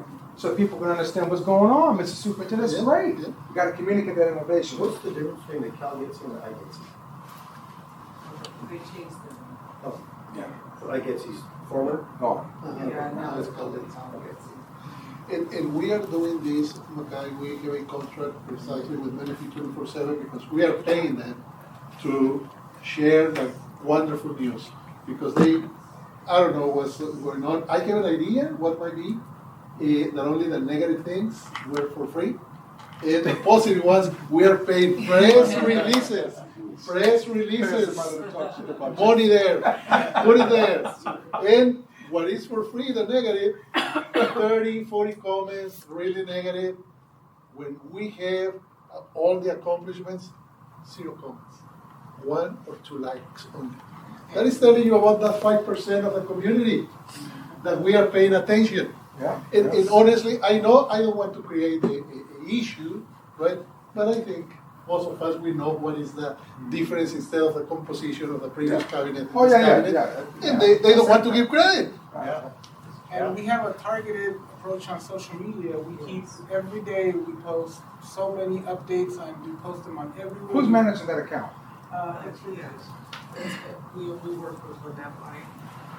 And then we just finished, we had met a few months ago, looking at clear messaging for parents. And we're just looking at the final videos, and those are about to be released. So it's like clear videos on social media, what's A through G, Yeah. and things that, Short vignettes. short vignettes. that's 51 right. seconds. And Yeah. we've made partnerships with like Paris Matters. Yes, and Paris other. Matters is our partner, the city is our partner, the county, they repost and tag us. Mhm. And our schools each have no less than 20 accounts. And so they have now a partner, and our LinkedIn is growing Yeah. all the time. Because you use This just shows that they listen to our suggestions. And I want to take 1 minute just to acknowledge this guy finalized the contracts with the 4 organizations. He is helping me with the safety program. The director of safety is under him. Technology. We have an assistant superintendent of innovation and technology. We were paying $300,000. What was the innovation? This guy is focusing on making our district an Apple district, bringing the level of technology. Yeah. Dr. Eagles just presented at the conference.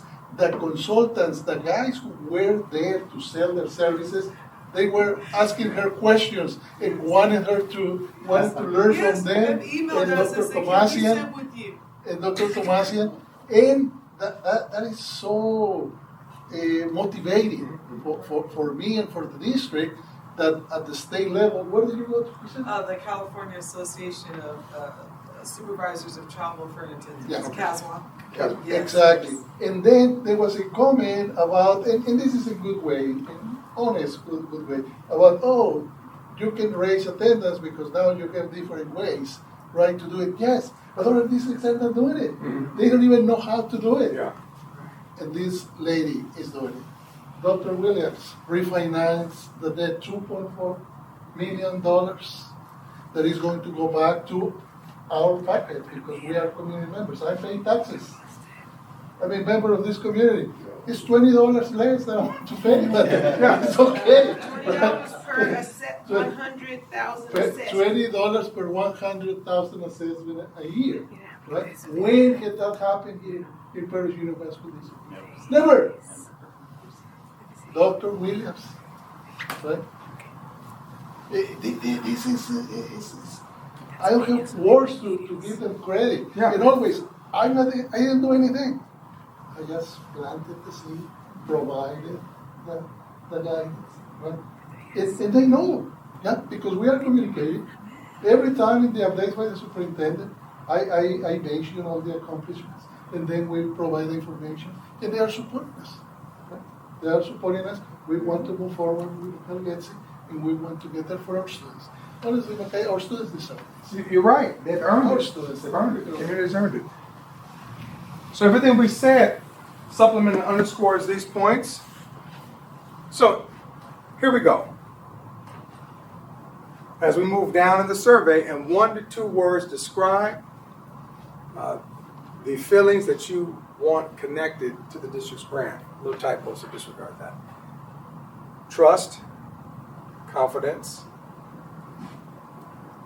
People's District, trust, excellent, growth and prosperity. Reactions to this? Pretty much what you guys said in the survey. That should be like the wallpaper on our new logo. Yeah. Actually, that's your Y'all want people to walk away believing and feeling, right? That there's trust and confidence in the district. It's the People's District. Trust, excellence, growth, and prosperity. Any rebuttals, thoughts? No, you're just giving me ideas. That should really be like the wallpaper on our district website now. And this, look, this is what y'all said. Right? Okay. Write an 8-word story about what is special about the district. 8-word is what you guys wrote. Committed staff, maximizing student potential and future success, strong community, comma, community staff, comma, students working towards success, grounded in history, roots, building a stronger future, student attended school, went from class clown to Air Force. Committed to maximizing every student's long-term success, eager to teach the students and motivated to lead students into the future, going back to basics, using technology to get there. 8-word story. Now, y'all have never seen this before, man. Pop-up point. Here's what you guys said about your district. 8-word story. This is the elevator commercial. You're talking to Nike, talking to, Drake or somebody, talking to Beyonce, and you want them to understand, hey, I want you to invest. Talking to Alvin Ailey, you folks in New York, right? Juilliard, right? We're committed to maximizing every student's long-term success. Powerful. Thoughts, reactions? Now we're talking about students. Okay, there we go. There we go. Or the other one? As we begin to migrate. Struggle. As we're migrating, we're not talking about students, okay? And it's not just 1 year at a time, it's their life. Yep. All right. That's it. Now, what happens next? What happens next, because we want to be respectful of time, because we know folks have somewhere to be tonight. I was asked I'll be here all night. I want to respect that. What we're going to do is we're going to develop and draft several different versions of mission and vision that we'll reconnect. We'll reconnect as a board subsequent, and then the board will then deliberate, not really deliberate, but more pick which ones you want, vote it up, boom. New vision and mission. In a survey. Well, we can do that. And that vision and mission is going to be reflecting the input of Yes, everybody. yes. And the staff will have an opportunity to edit as they so desire, right? Or as the board would allow, right? So that we're collaboratively working, right?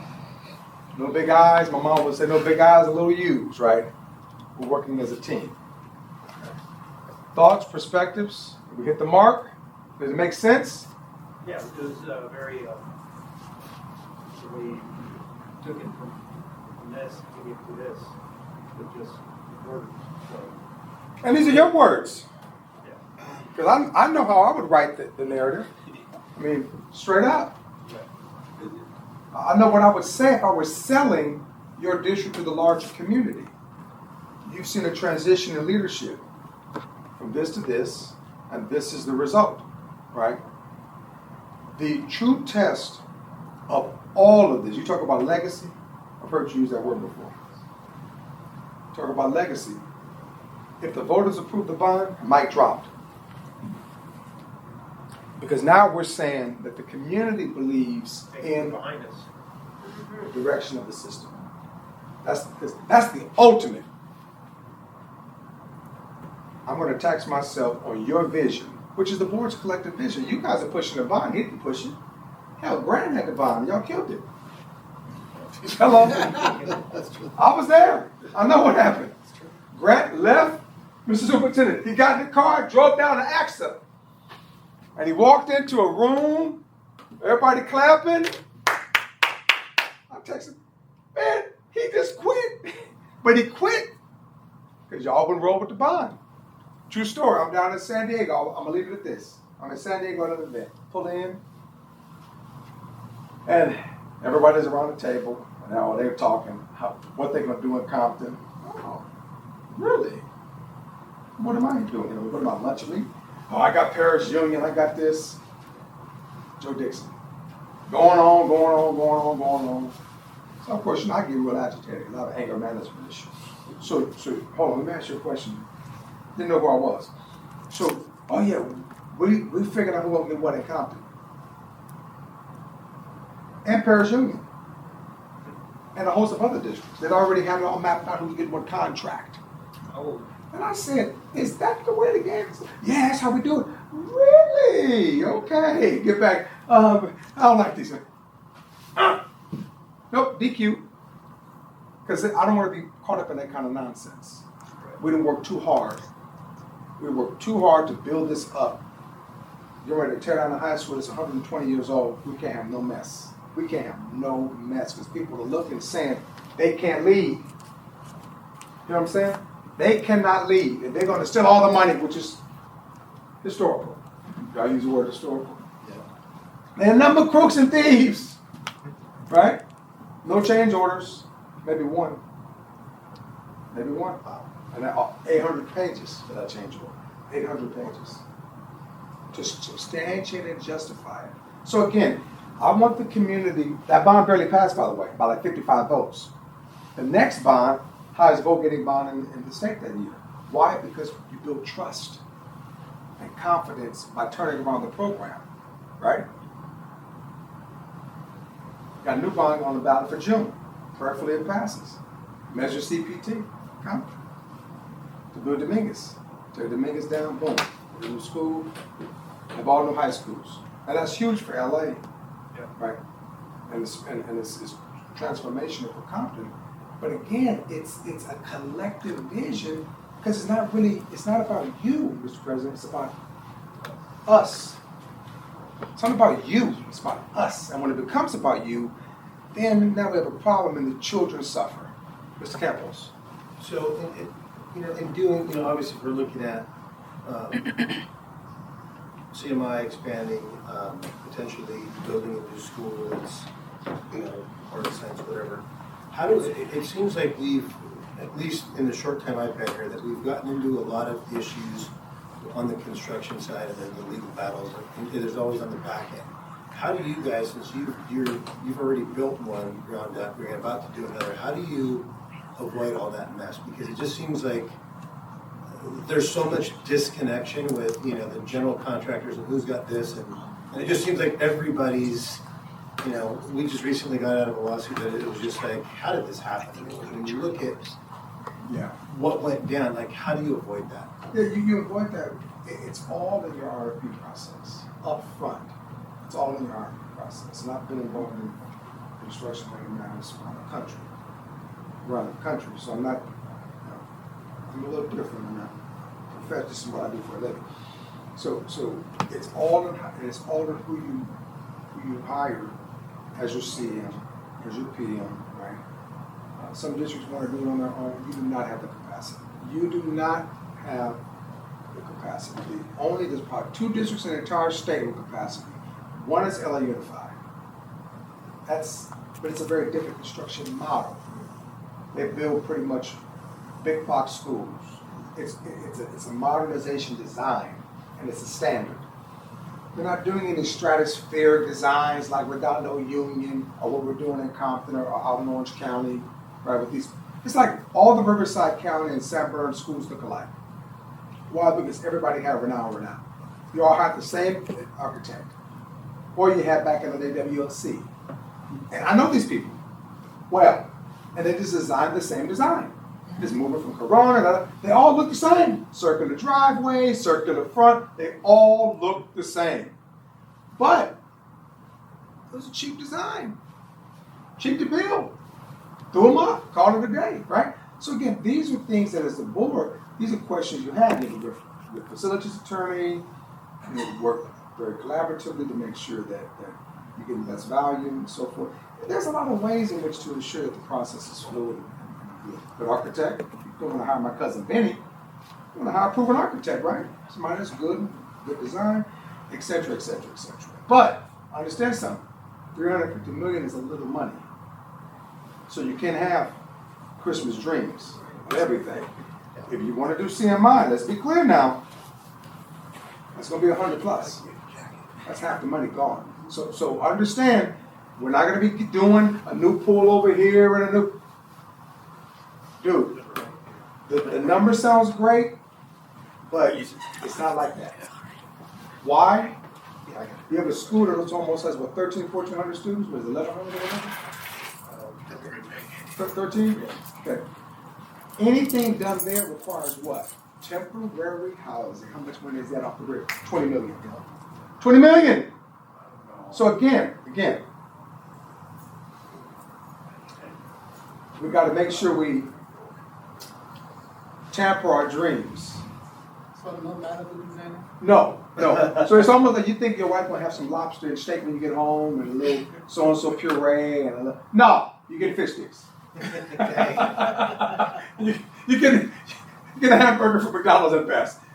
Any other thoughts before we shut it down? Like on the architect, where I heard that they would get like more than one architect trying to build one structure. Just go with one architect.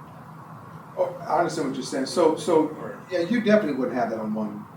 You know, a district like LA would have multiple architects. San Diego would have multiple architects. Fresno, Bakersfield would have multiple architects. But what you're talking about is one architect. I mean, you're just talking about essentially you're doing modernization and maybe new construction. Maybe because you don't have enough money for a new for both. Remember, you're not selling all the bonds in one tranche. There's a series. The first series, I guarantee, and she can attest, I'm going to amen her. The first series is going to be about 20 to 35 million. That's it. Then you wait. Am I wrong or right? Then you wait, and then boom. Right? Payment on the land. Unless you can get it all built in one series, get it all done. Rare. Depending on how the market goes, right? The bond market is phenomenal today. It's exceptional. It's unparalleled. Money's cheaper than it was 5 years ago. So again, these are things that you as a board you'd be looking at. But I'm going to tell you something. It's going to require a lot of attention and patience to detail because there'll be more meetings or special meetings to be able to go through some of this stuff. It's just a lot to program now. And if I could just say, we're starting to work on our facility master plan. So the kickoff is April 20th, and we're hoping that all of the board is there. So that's our first one. The next one is in May, and we're doing all of the surveys and site walks and meeting with principals to identify what are the needs at those campuses, and then we come to the board in June to say, here's everything that's been happening in those meetings, and now we need to prioritize what are those facility needs and how do we align that to all of our facility dollars.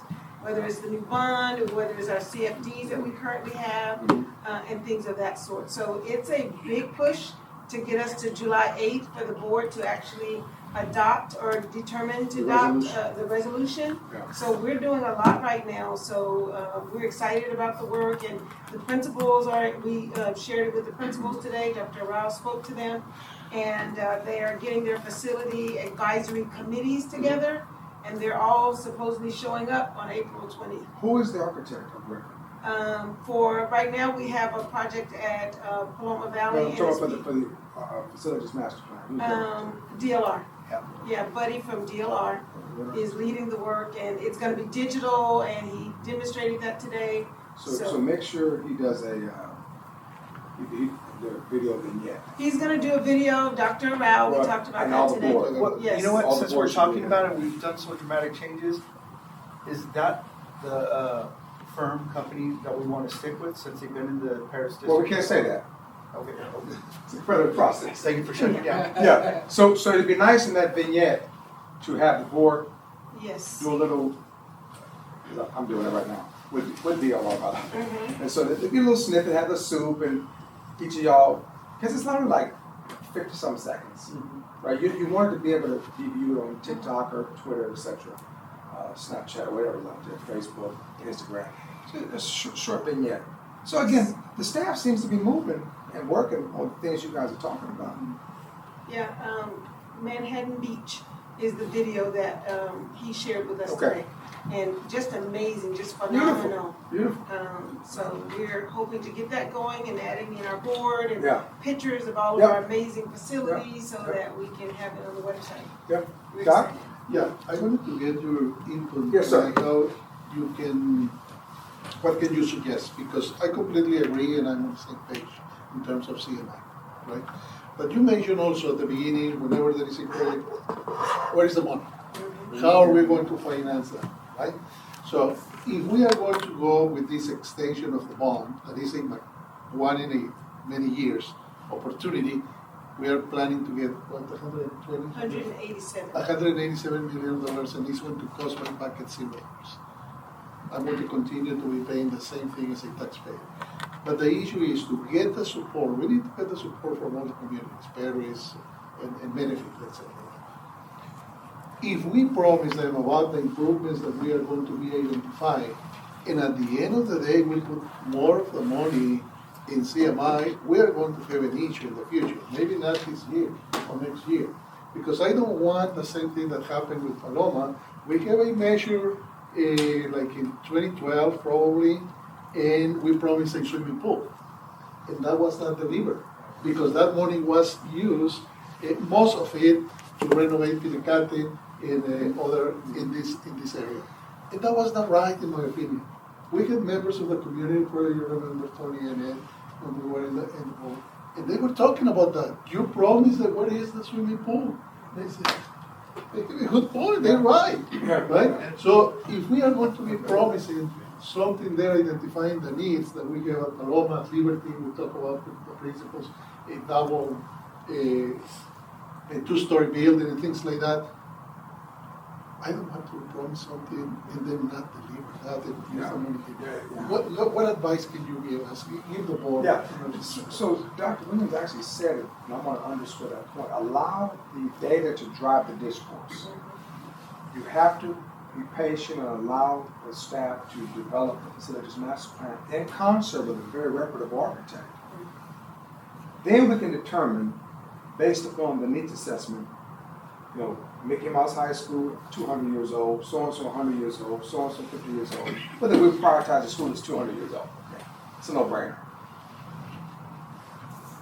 The notion, if you're only going to get 190 roughly, which you're saying, that's just not a lot of money to dump into CMI because you're not going to get much. And here's the deal. It might be beneficial for the next time we come to just, when we get together for the vision, I'll have DLR's lead architect for Compton High School come out. She's there on the contract, I won't charge a dime. And have a discussion so you understand what things cost. Because I don't believe them too. I want you to hear the person who's going to design it. Okay, watch this. 190 million, let's say you got 190 million. 15, 20 million going to architect fees. Fees. Now you're left with 160. Elementary school is running you 100. California prevailing wage 100 million. Elementary. High schools are going to be at 250, 260. That's even cheap. 278. dealing with that right now, 278. So again, it'd be good to have that discussion, come out, meet with you, we have to bring some good food, and then you guys can kind of ask questions around that, sir. Shouldn't that be, I mean, a good start, because if we're looking at the expansion of CMI at approximately 500 students, I mean, it's not like we're looking at it to be built like a comprehensive where you're looking at 2,000 plus. You know, we're looking at, well, fixing, but really accommodating a new 500 students, but fixing and modernizing the old stuff that's got to go. And that will probably run, just off the top of my head, a new science building is about 25 to 40 million. Science building, okay? Expansion of parking, etc. There's all kind of, it's cost, sir. And just to remind, the CMI have said that their number one priority is getting a football field, which I think is like 100 million. I just fainted. I mean, well, I mean, they know. Go ahead.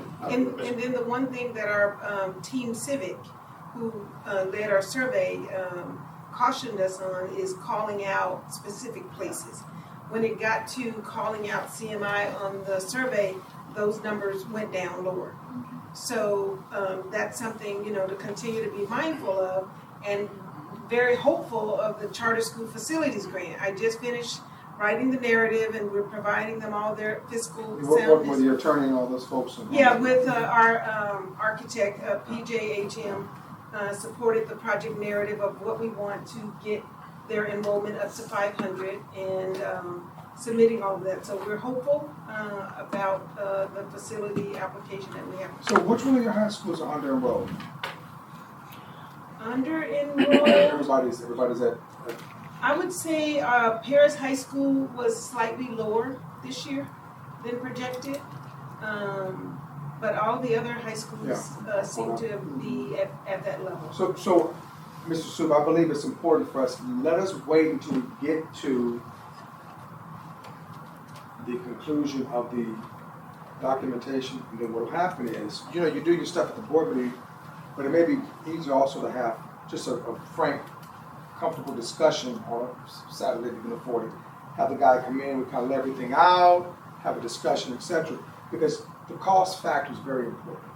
You're talking about a field, I mean, depending on what type of field you want, I mean, you know, you want CIF field, I mean, it's expensive, man. Yeah. And I think, you know, they're not going to build a stadium like you guys did every recent. They're not going to build that. You know, obviously, you would have to be like a powerhouse program to even. I think what they just want is well, a turf field, because you know the construction cost is going to be in the stands, but you can't build. You know, it's not build it and they will come. It's like you got to build what you can afford. So let me ask you a question. So your binding capacity is, what is the capacity?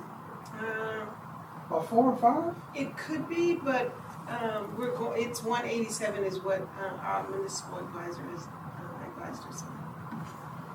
Oh, because you just went out for a bond 2 years ago. And then the other thing we just have to be mindful of is the June 17th is we're going to have a 2-hour meeting. Buddy's going to come in, work with the board, show all of the facility requests, tag $2. Dollar amounts are tagged to each of those projects that are going to be talked about. So we're going to have to make sure that we are phasing the work that we can do based on the dollars that we have, because we can't commit to doing projects that are going to be outside of the dollars we have to devote to it. So if the board has to decide if it's CMI or if it's a little bit of here and then a little bit of there, but you make that determination once you get to the point based upon the assessment. You know, allow that to drive the decision. No, we're not making any decision right now. Right. We just allow the data to help inform the discourse. And all the teams from the school sites, we're going to have that input, because they'll have an interactive session on April 20th with their parents and community members. All right. Any parting comments? I mean, do y'all? So before we get out of here, give me a one-word check as to how you feel right now. How do you feel right now? How do you feel right now, Mr. Andretti? Hopeful. Dr. Williams? Encouraged. Mr. Campos? Mr. Hall? Ms. Anaya? Mr. President? Driven. Mr. Superintendent? I feel great. Happy. My good friend, Mr. Stafford? How do you feel? Positive. One word check. How do you feel, Dr. Higgins? How about you over here, my friends? How do you feel? Why not? We're going to involve you too. How do you feel? Hopeful. How about you? Same. All right. So we got some positive, hopeful folks. That means, somebody's buying tequila. I'm just well, folks, I got you. I followed the advice of folk. We land at the plane. We'll schedule some time to come back I'll actually put this up in a survey. Put in a survey.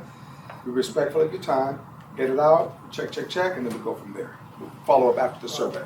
Question, because the seed's in my mind. Yep. I'll be looking at logos from here to tomorrow, till we meet again. I don't want to, but it's gonna happen. Any suggestions on, don't look at them or? No, don't not worry about the logo right now. We're going to just focus on the vision and mission, and then that'll help to inform and inspire the logo down the line. Because what we're going to do is we're going to get the architect firm to design this logo for free. We're going to let them give us some. See, that's what you do in this business. See, you're going to pay from us, and this is what you're going to do for us. Not for me, for us. And we're going to let them use some inspiration. So Mr. Andretti got to be at home with his little pencil trying to draw some stuff. All right, so the meeting's yours, sir. All right, let's move on to item 6.1, adjournment and special meeting of the Board of Trustees on March 26, 2026. Do I have a motion? So moved. Who was that? So moved. Mr. Staff. Mr. Stafford, do the motion? Yes. Second. And Trustee Hall? You already did.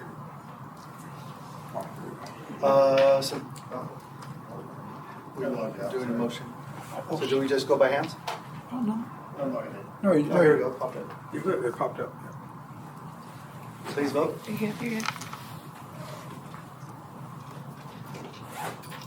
6.1 passes 5-0. We are adjourned at 7:10 p.m.